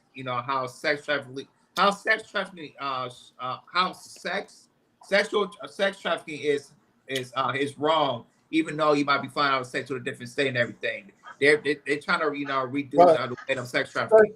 Sex trafficking is mostly designed to be held by gunpoint. It's more like guerrilla pimping. It's kind of like guerrilla pimping. Pretty much the same thing, right? But it's just more, you're trafficking. Usually it's from one state to another state. You're forcing people inside of something, and then you take them to a place, grooming them, and tell them, if you don't do this, we're going to kill you. And then you take them to whatever their clients are. That's sex trafficking. You're trafficking. Yeah, that's a true definition. Yeah, that's a true definition.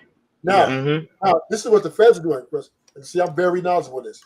My homeboy Bear, because I did a violation in 2012, right?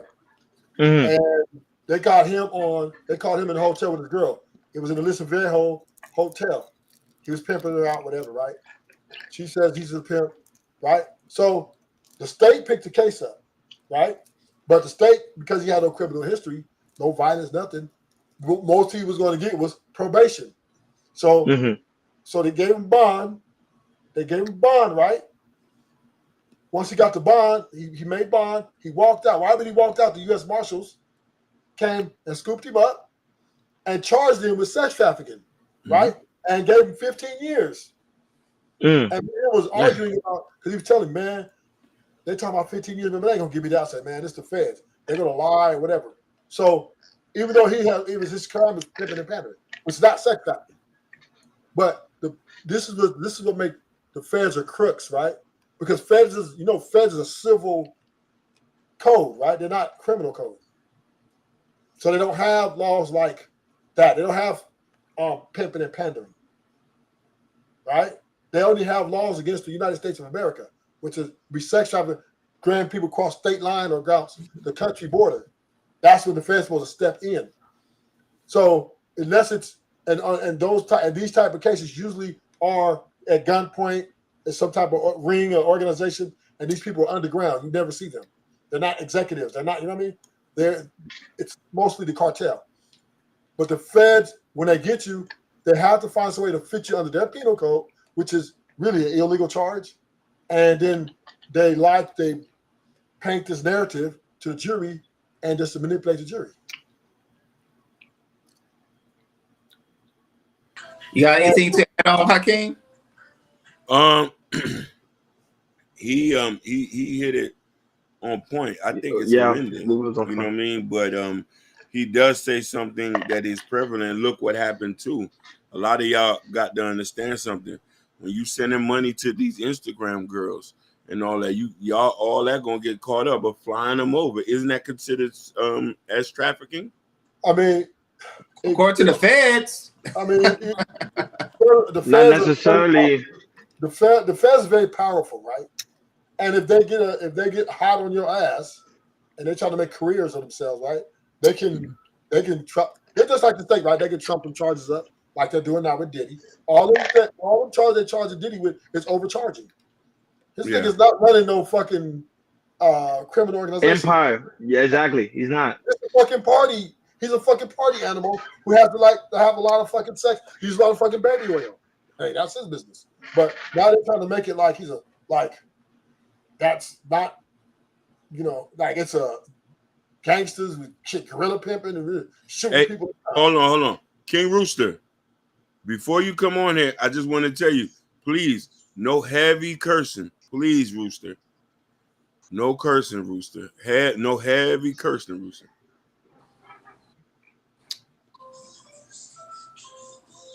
Go ahead, Rooster. Go ahead, Rooster. The feds are crooked. They just got a lot of money. A lot of money. And a lot of political connections. So that jury pool is going to be tainted. Mm-hmm. Right? So whatever the judges are judges for life. Right? So they don't have to keep the law of what the true law is. They can I don't care. I'm not going to lose my job. You know what I'm saying? And so they're definitely going to side with the U.S. attorney.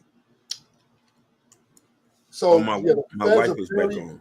The feds are the most powerful entity other than the United States military. They're the most powerful entity, and they can manipulate things and gutter a lot of people because they got the money to do so.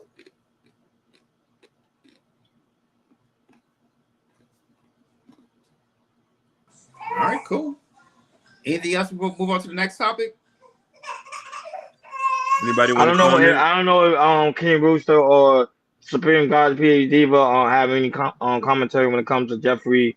Well, Mike Jeffrey, he's the ex-CEO of Abu Dhabi. Shout out to those that are watching on Instagram, Facebook, and also Kick, Twitch.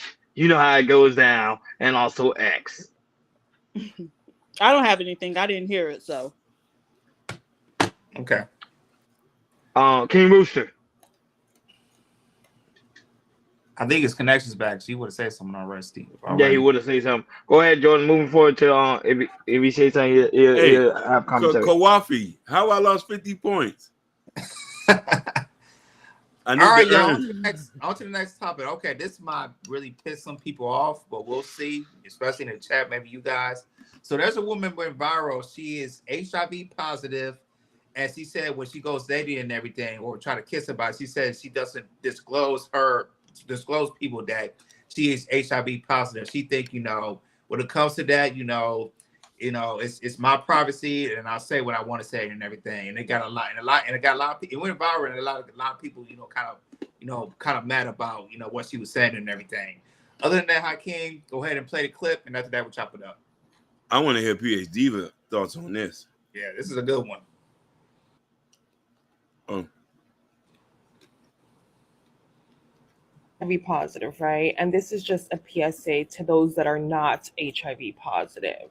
Disclosure is my choice. When I disclose and how I disclose and who I disclose to is up to me. I find it so crazy how people are telling me that I need to disclose before I go on a date, that I need to disclose before I kiss somebody. This is the craziest one. Before I even tell them my name. It's not happening. I don't think that it's my responsibility to tell someone that I'm HIV positive if they are treating me as if I'm not. Your health is your responsibility. Adopt the mindset of medical practitioners. Assume that everyone has something until they prove to you that they do not. Why are you kissing a stranger or trying to kiss a stranger that you just met? Why are you trying to have intercourse with someone raw that you just met? You don't know me from a hole in a wall. Why are you trying to put your thing inside of me without any kind of protection? Why do I have to be the one to say, hey, chill out, I'm HIV positive, instead of you asking, taking the time to know me, get to know me, let's go get tested together if you want to take the next step. Why do I have to be the one protecting you from yourself? No, baby, that is not my responsibility. And I just wanted to make that clear. Okay, love you, bye. I'm HIV positive, right? And this is shit. And just FYI, she gotta be trolling. Not trolling. She's not trolling. I'm ready to get married. I'm ready to get out the game, Lord Jesus. I'm done. Fuck that, man. But go ahead. Whoever want to go first. I'm done. Does he have a point? Go ahead. Hakeem, just because you get married don't mean you safe, nigga. Dialogue says she got a point. I mean, just saying. Why has it? I agree with her. That what? Who should you disclose it to? No. You got to say that off rip because somebody can lose their mind. Hakeem, I told you. Remember, I told y'all the story. Like one time when I lost my virginity by this one chick, she gave me STDs, and after that, I changed my mindset completely. After that, wait, what? Repeat that. When I lost my virginity from this one chick, she gave me an STD, and after I changed my mindset.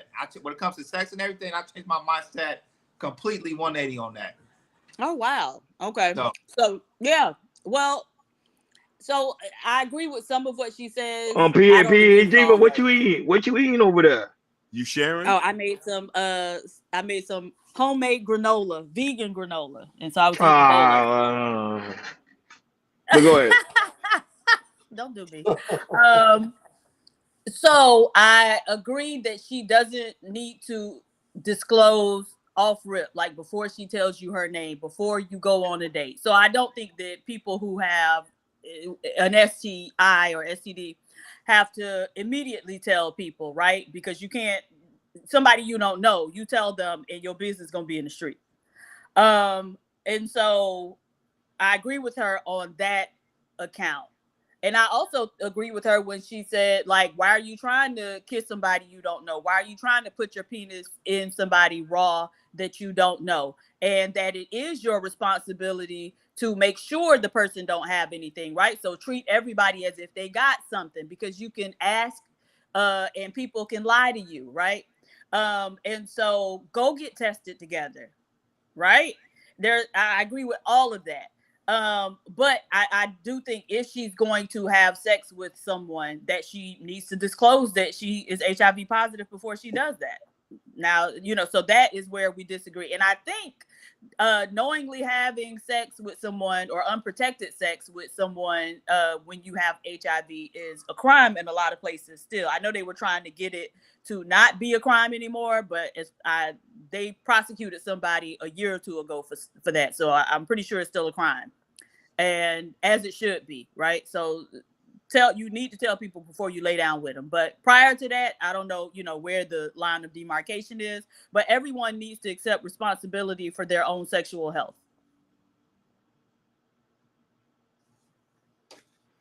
See, if you, the way you broke it down that way, and then I agree with her as well. The way you broke it down, I can't still disagree. You still disagree in that No, aspect. I say, no. When I went like this, that said that PH Diva did a flawless fatality. A dude, kid.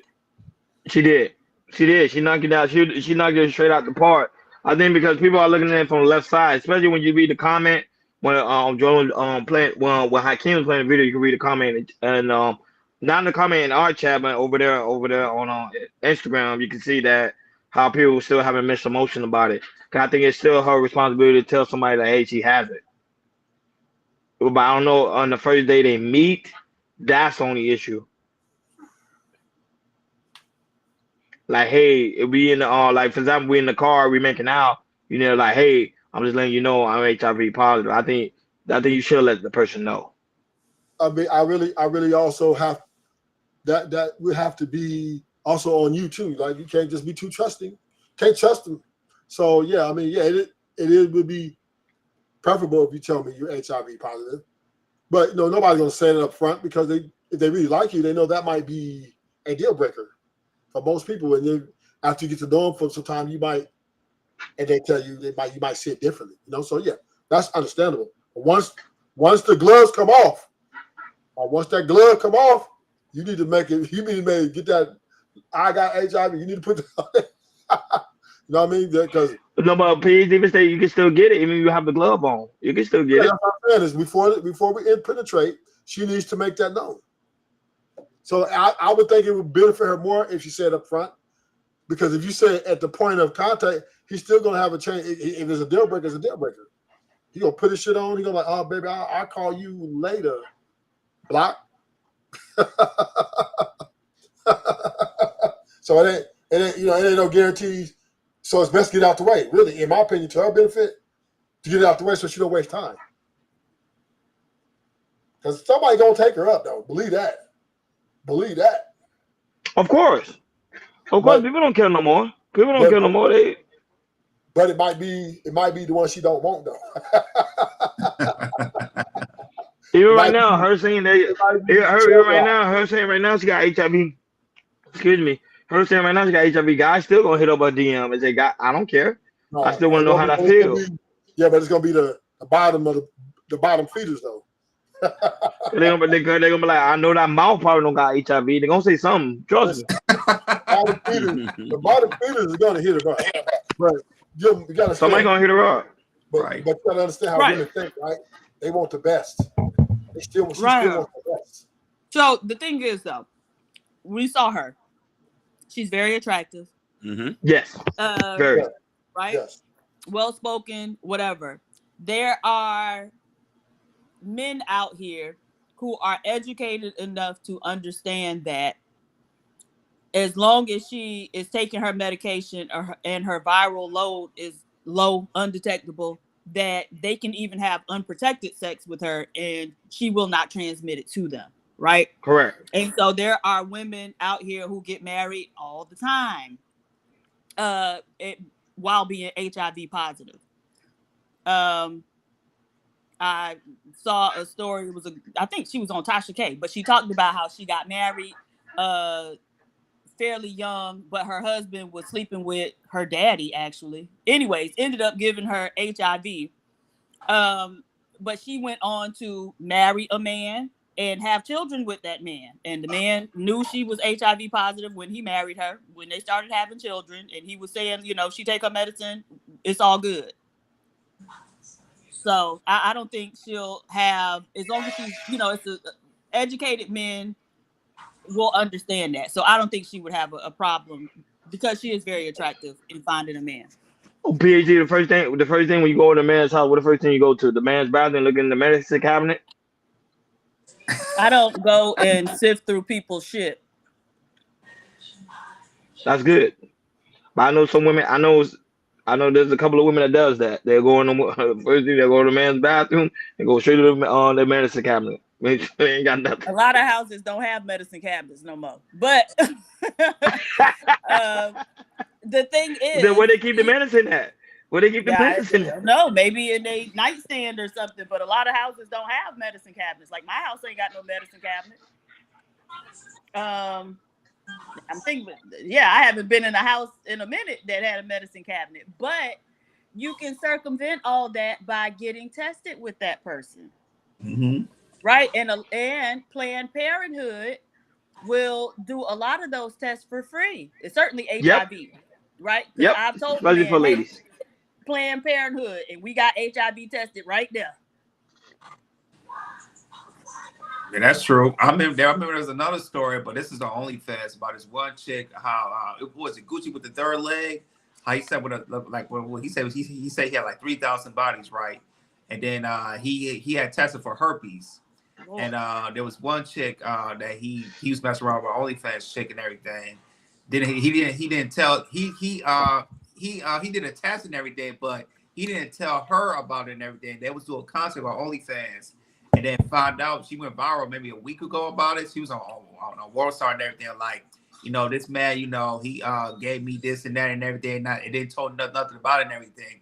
And also he admitted it on Aiden Ross's Kick channel that he tested positive for herpes and everything, but she didn't find out till the last minute. Now she found out. She's very hurt, and she was on Tasha K like last week talking about it and everything. Yeah, she's thinking about suing him, and she want him to get criminal charges for that. Yep. She's very adamant about that too, Pidge. She was very adamant. Yep. Facts, Jordan. Yeah, because I mean, if he knew and gave it to her, yeah. In a lot of places, you can have them criminally charged, and certainly you can sue them. If they have anything to sue for. Huh? If they have money to sue for. No, he got money. He's a huge content creator. Yeah. On Kick. And OnlyFans. People actually watch his content. Yeah. He make them Nigerian boys look bad though. Why? Oh, he Nigerian? He Nigerian. Well, the thing is though, everybody, because there are stories of men knowing they got something and giving it to women, but there are also stories of women knowing they got something and giving it to men, right? I saw one episode of First 48. The woman was HIV positive, ended up sleeping with the man. I don't know if he got anything, but he came and deleted her, right? Because she knew and she didn't tell him. Wow. Yeah, it's dangerous. And so everybody has to take responsibility for their own sexual health, right? And so don't trust nobody. It's motherfuckers out here is ruthless, right? And a lot of people are angry that they were given an STD by somebody else, and so they don't give a fuck about spreading it to other people. Some of them they want to spread it to other people, right? Because they're angry about them having gotten it. And so you can't trust nobody just because they look clean, they look like a nice person. I always tell people the devil ain't gonna come up to you and introduce themselves as such, right? So bad people ain't gonna come up to you and make it obvious that they're bad people.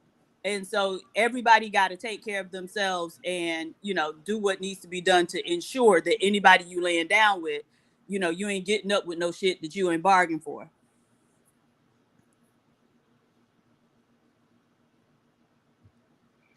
Boy, PG, but you hearing gems.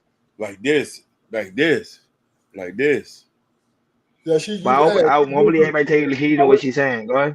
I wish she would keep this same type of advocacy on the SBG channel. Boy, she's acting up over there. No, but when they have serious topics, she do. I know that when they do have serious topics, PG do be in her bag. But she calling people motherfuckers and how you fuck you. I'm like, hey, PhD, but what was your famous quote the other day when you went off on tyranny? What did I say to tyranny? You say, I think I'm not responsible for what I said, but I said it something like that. No. I said I am responsible for what I said, but I'm not responsible for what you heard. Yeah. You went off on her. I started crying. She went off on me. She did. It's like, lady. She did. Vic, you so silly. I'm talking about kick dirt on his shoe. Oh my God, Lord Jesus. All right. We'll move on to what we got with 43 minutes. So we'll move on to the final topic of the day. So Coco Jones, he went viral and she had a question for people in general. And her question is, can a woman change a man? So go ahead, King, play Coco Jones clip, and after that, we'll chop it up.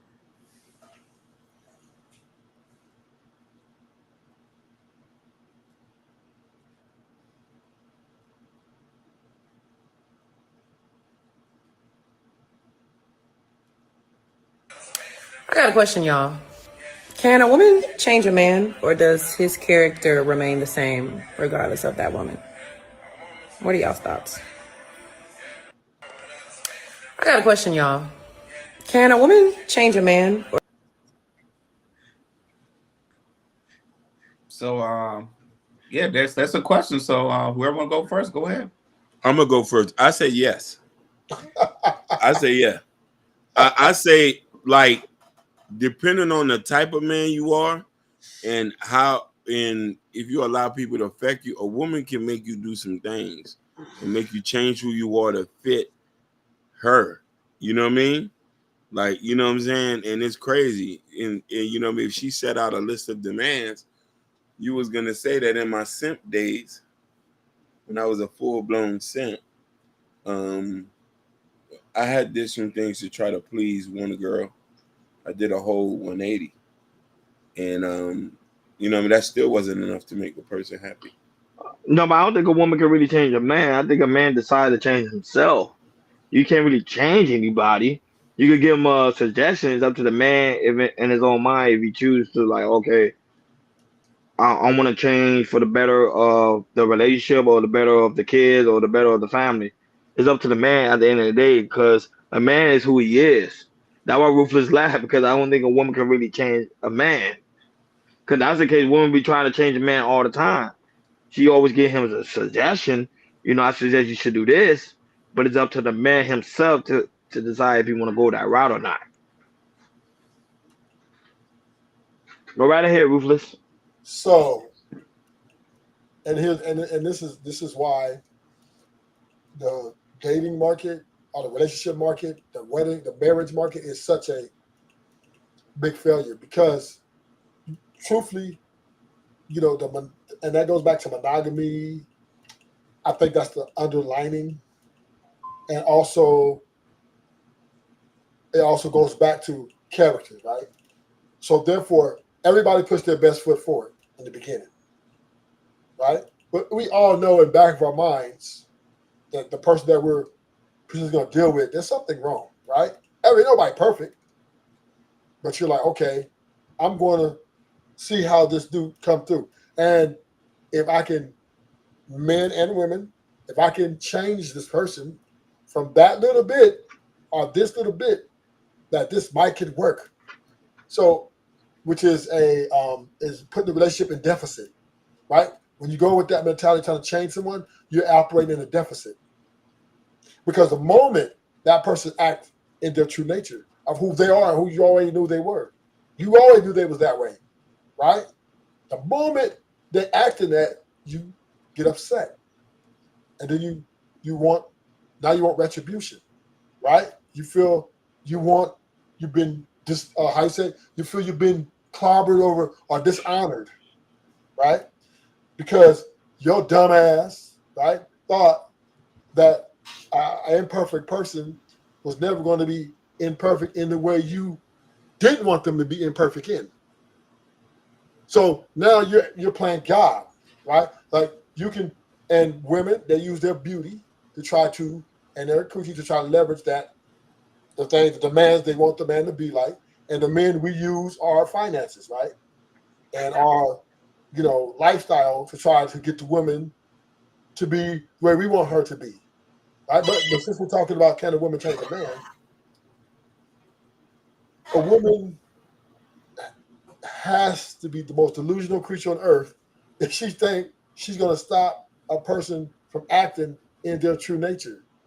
And she knows it. That's the crazy part about it. But her ego tells her, I'm a bad bitch, and he ain't going to want to fuck nobody else other than me. He's not going to want to ever fuck. He better not want to fuck nobody other than me because I'm a bad bitch, or because I'm all that. And that is the premise they stand on, right? Which is a delusion. Because just as you're a bad bitch, there's other bad bitches. And most other bad bitches want your man. And Not saying that your man don't love you, but sometimes the temptation is far greater than the actual trying to complete this mission, right? It's a mission to try to not to ever fuck another woman, only you. When you're giving me bad attitude, sometimes you're not. We don't like each other. Sometimes we just burnt out, right? I might want something extra to carry us through.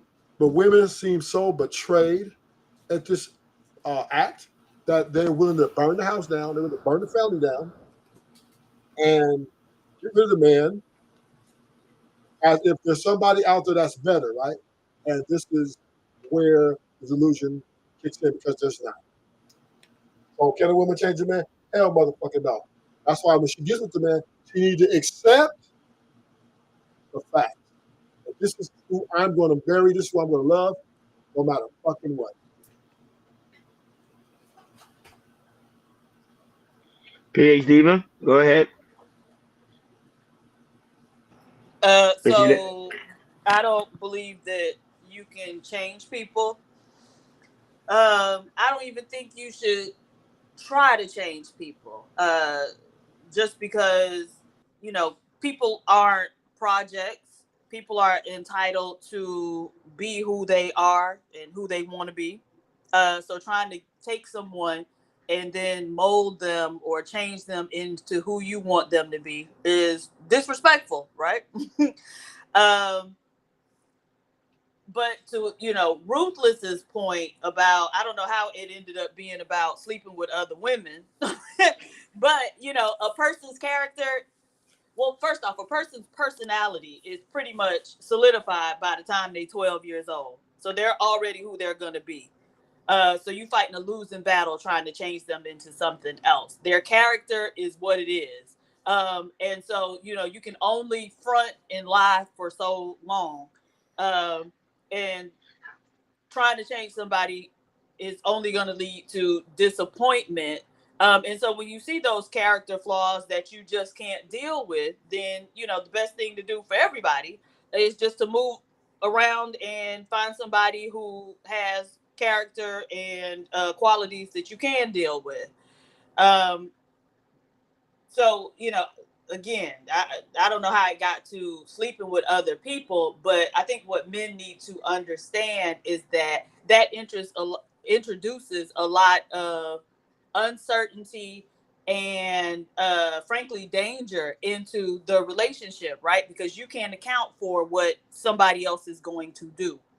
And there have been instances where that person that the man was cheating with decided that she wanted to off the woman, right? And so it just introduces a whole lot of chaos. And so just choose somebody who take time to get to know people, and don't be quick to rush into a relationship. Actually look at who that person is and what type of character they have, what type of personality they have, and choose based on that. Don't get into any situation with a person where something about them you feel like you need to change. If that's the case, that's the indication you don't need to be with them. So no, I don't think you can change anybody. And I think it's disrespectful to even try.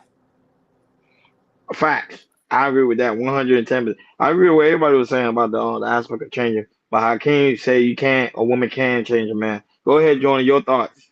Can a woman change a man? Oh, absolutely not. Absolutely not.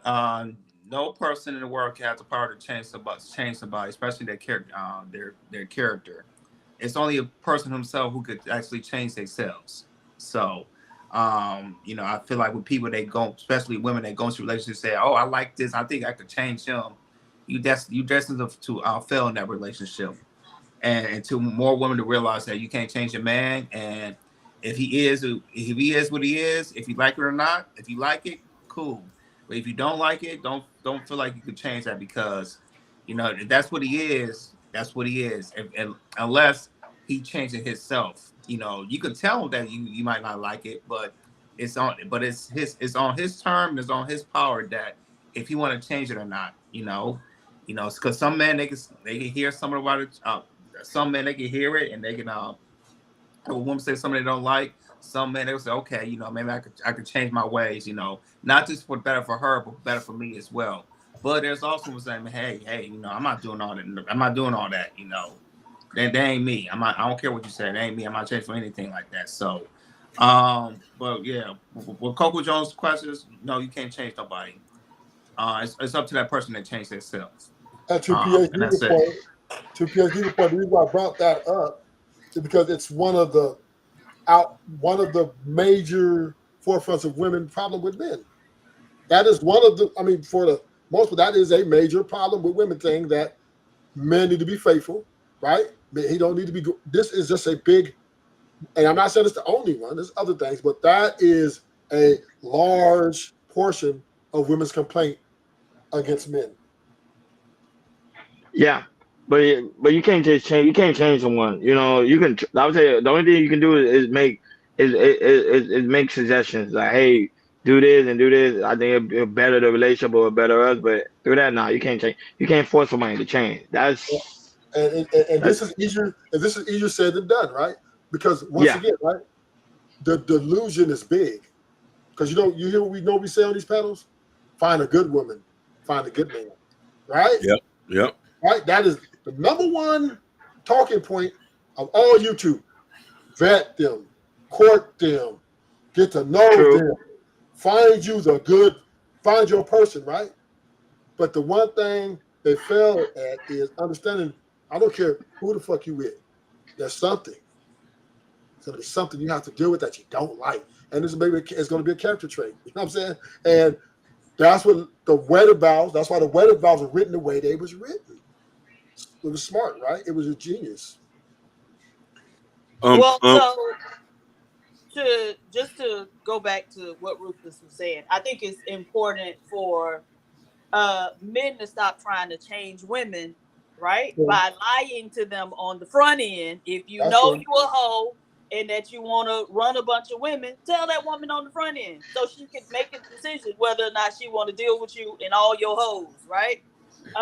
And so men will try to change women by pretending to be a man who has sexual discipline and who is monogamous or interested in monogamy. And then when they get the woman in a relationship, then they do, this other stuff. They act out who they really are. And so that's trying to change somebody too. And so everybody just be open and honest about your desires and what you can put up with or deal with in a partner and go from there.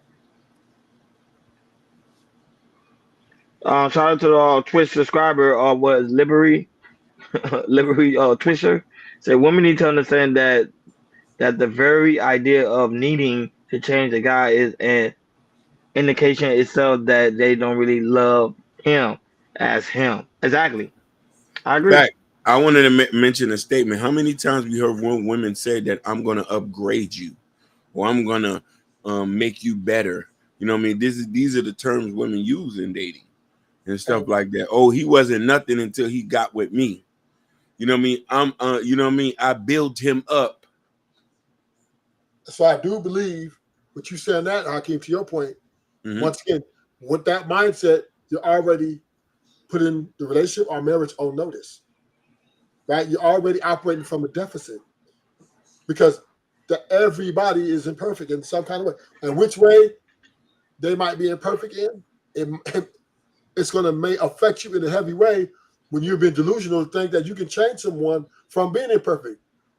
In truth and reality, there is no such thing as good people when it comes to doing bad things, right? Everybody does bad things, right? Women flirt at work with men flirt with women, right? We all cross the line. We all paint the line, but we all hypocrites too, right? We all want to be pointing the finger. I caught you, but not really telling the whole story. So the bottom line is the wedding vows are written the way they're written because till death do us part, for good times and bad times. You think this was a genius, right?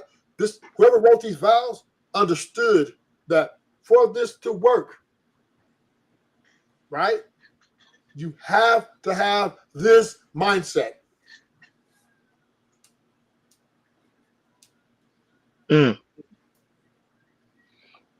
why it's so very important to make sure you like, share, and subscribe, and hit that notification bell on the right-hand side Remember, we do go live each and every Monday, Wednesday, Friday, 6 o'clock Eastern time.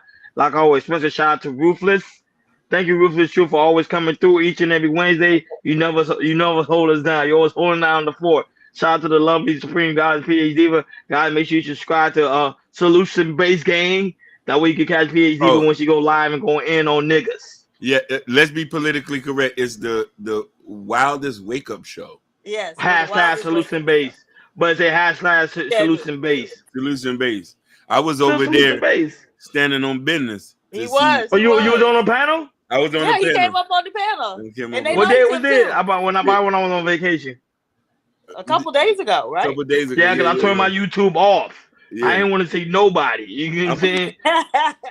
I'm going to go back over there for you, baby. Oh, for real? I can't send me the link. You was holding it down? The Shiesty Bomb make fun of you in the chat.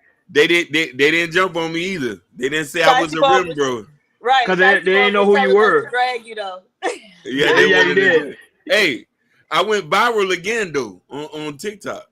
You know what? For what? For which clip? For my Donald Trump post. A bunch of people calling me a coon. Understand, bro? How many views? Wait, you gotta show it over here. Listen, y'all want to see it? We had 25,000. Listen, I get real animated with this stuff. Hold on, I'm gonna show it to you. I don't want. Y'all might crucify me when y'all see it. Well, you at 25K? 25K. You know, I do this to try to get people mad sometimes. Hold on. Real quick, we're gonna see my shenanigans. Hold on. I would say it's easy to go viral on TikTok than YouTube. YouTube's slamming the ball. Hey, look at the cut. You ready? Yeah, go ahead. Donald Trump cares about black people more than Kamala Harris.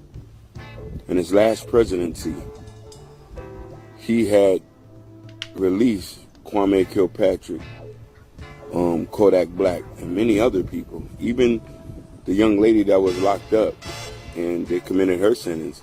And the one that our beloved sister, the Kardashians, got the other lady out of the jail.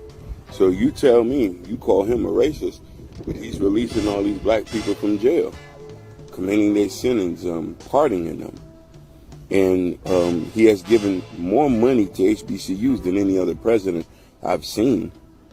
And I've never seen that before. So I'm wondering, am I stupid or this just y'all putting lies on the man? So I do believe, let's stop lying, he does care about us and every American. I believe that Donald Trump cares about black people more than... Yeah, me either. I was trying to read the comment. I'm looking at it on my TV. I can't read the comment. Oh, yeah. He had released Kwame Kilpatrick. He said he's a racist, didn't give any money to HBCUs. Biden need to do more research. It's called Watch Me Get These Votes real quick. You committing treason on the sisterhood, LOL. The sisters are going to come over this. It says Trump cares about everyone. I vote for Trump. Nah, I'm done. This is crazy. Look at Sophia Grace in the comment. Yeah. He said, this one person said, you are stupid. The answer is in the question, Pops. Have you heard him speak? Yes, I have an oceanfront property in Idaho, and people keep calling me a liar. Content of a character is most important. People open your eyes. He doesn't care. It's a bunch of comments. We had 25,000 though. Hey, Dialogue, his commentary, his username is right there. It's like King Bello. Wait, why didn't you include the fact that you're Haitian? That would have really made. Oh yeah, they would have cooked me. Oh, good point, PhD. Yeah, you should do that. Cause they gonna really go in with you. They're like, what? That will make you go viral for real. I'm at 25. About the Asian baby, yeah. That's a good one, PhD. You need to be in our marketing team. I don't know, man. I think about it. No. You know, but shout out to Prince King. Shout out to you guys that always tuning in and watching our content every time we go live. Shout out to those that are watching us on Instagram. Shout out to Jim, a new subscriber. A new Instagram subscriber. I know y'all. Shout out to Rika. Shout out to Patrick. Shout out to Tommy B that was also watching us on Instagram, and also shout out to Alex A that was also watching us on Instagram as well. Shout out to those that are watching us on Facebook, Kick, Twitch, X. Shout out to you guys. We really do greatly appreciate it. Pretty soon we will be on TikTok, Hey. so guys, be on the lookout for that one. Go ahead, Akeem. Shout outs to Cuban the Goddess from Ashton Show watching on Instagram. Shout outs to Chocolate Earth. She was trying to come up. I think it was having issues because I seen her. She was out there in the field. I think she was, showing the people that she's out there working. Shout out to her working, man. Shout out to Dollar that's also in the building. Shout out to White High who also in the building. Abby Wody. Guys, make sure y'all subscribe to Ruthless Troop channel. Go ahead and subscribe. He will be going live really, really soon. Can't wait for that.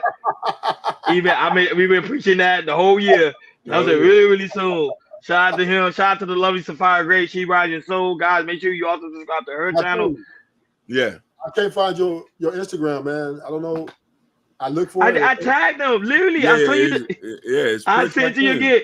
All you gotta do, Ruthless, all you gotta do, look when I tag your name. When I tag your name, I tag Hakeem's name and Jordan's name, so you can find it. Literally right there. Just click it. It's gonna be like a little black little square, like a circle. Click it and it show everybody that's tagged on the video. Seriously. Oh, and I send it to you again. I sent it to you, Ruthless. You probably I already sent it to you again. Shout out to Victor that was also in the building. King Rooster that came on the panel. They both the same people. Shout out to him. He didn't really speak much. I think he was having a connection issue. Shout out to Chicago Gorilla guys. Also make sure you go and subscribe to his channel. Shout out to Genesis After Dark. Yeah, go ahead and subscribe to her channel. I think she's been teaming up with a lot with Drip. I've been watching some of her content. I think they be talking about like different variety of stuff, especially when it comes to the aspect of dating and sexual stuff. So that's actually pretty dope with her and Drip, what they got going on. So now that, but also subscribe to Ashton Williams channel. It is Wild Line Wednesday, so they will be going live right after us. It's 8:30 Eastern time, 7:30 Central time. So guys, make sure you go ahead and subscribe to the channel. He's getting close to 700 subscribers. Let's help him get there to 1K subscriber. We really do greatly appreciate that. Shout out to Shiesty Bum. That's also the lovely Shiesty Bum who's also in the building. Sherry Bryan, Bobby Bryan. Sherry, we're praying for you. We know your surgery is gonna go well. We a speedy recovery. And we'll talk to you soon because she said she's going to surgery tomorrow. Shout out to the lovely Mimi co-host of the Shiesty Avenger who will be hosting on Ashton Williams show tonight. Wild Night is her thing. So guys, go ahead and support. Shout out to Joshua who also was in the building. We really do greatly appreciate it. That being said, guys, make sure you go to KL Culture Radio description in the description where you can see all the KL Culture Radio gear and the KL Culture Radio t-shirt. Hold on. Closing statements. Hey, don't forget to subscribe to Narratives and Dialogues. Oh yeah, subscribe to his channel as well. He has 2 channels, I think, if I'm not mistaken. Which one is his main channel? Hey, drop the link in the chat, Narrative. He said, "No, y'all never tell me to subscribe because they say you got 2 channels. Which one is your main channel?" Yeah, also shout out to Dialogue. Make sure y'all go and subscribe to him as well. My apologies, I totally forgot. He's laughing. Look, of course, Liberty over there on Twitch. We can't forget you, big dog. We didn't even close it out. We ain't gonna forget you, big dog. Thank you for tuning in over there, Liberty. Liberty Twitcher. Appreciate you, man. Thank you for holding us down over there. We really do greatly appreciate you for always tuning in, man. We really do greatly appreciate it. One love. He said this one. So that one, Hakeem, just click it, drop the link. Yeah, make sure y'all should go ahead and subscribe. This is his channel, folks. Subscribe to him. Show him a lot of love, man. Let's build one empire, man. Show a lot of love to one another. And don't forget to go to the KL Culture Radio description. In the description where you can see the t-shirt, the hat, the coffee mug. I don't have it on me. And also when you go to KL Culture Radio Community tab, that's where you can find Prince Hakeem book, Black Love. He's also almost finished his other book. So be on the lookout for that. That's coming. That is coming. So can we thank you guys so much for tuning in to KL Culture Radio. We over and out. Peace. Peace, Rufus.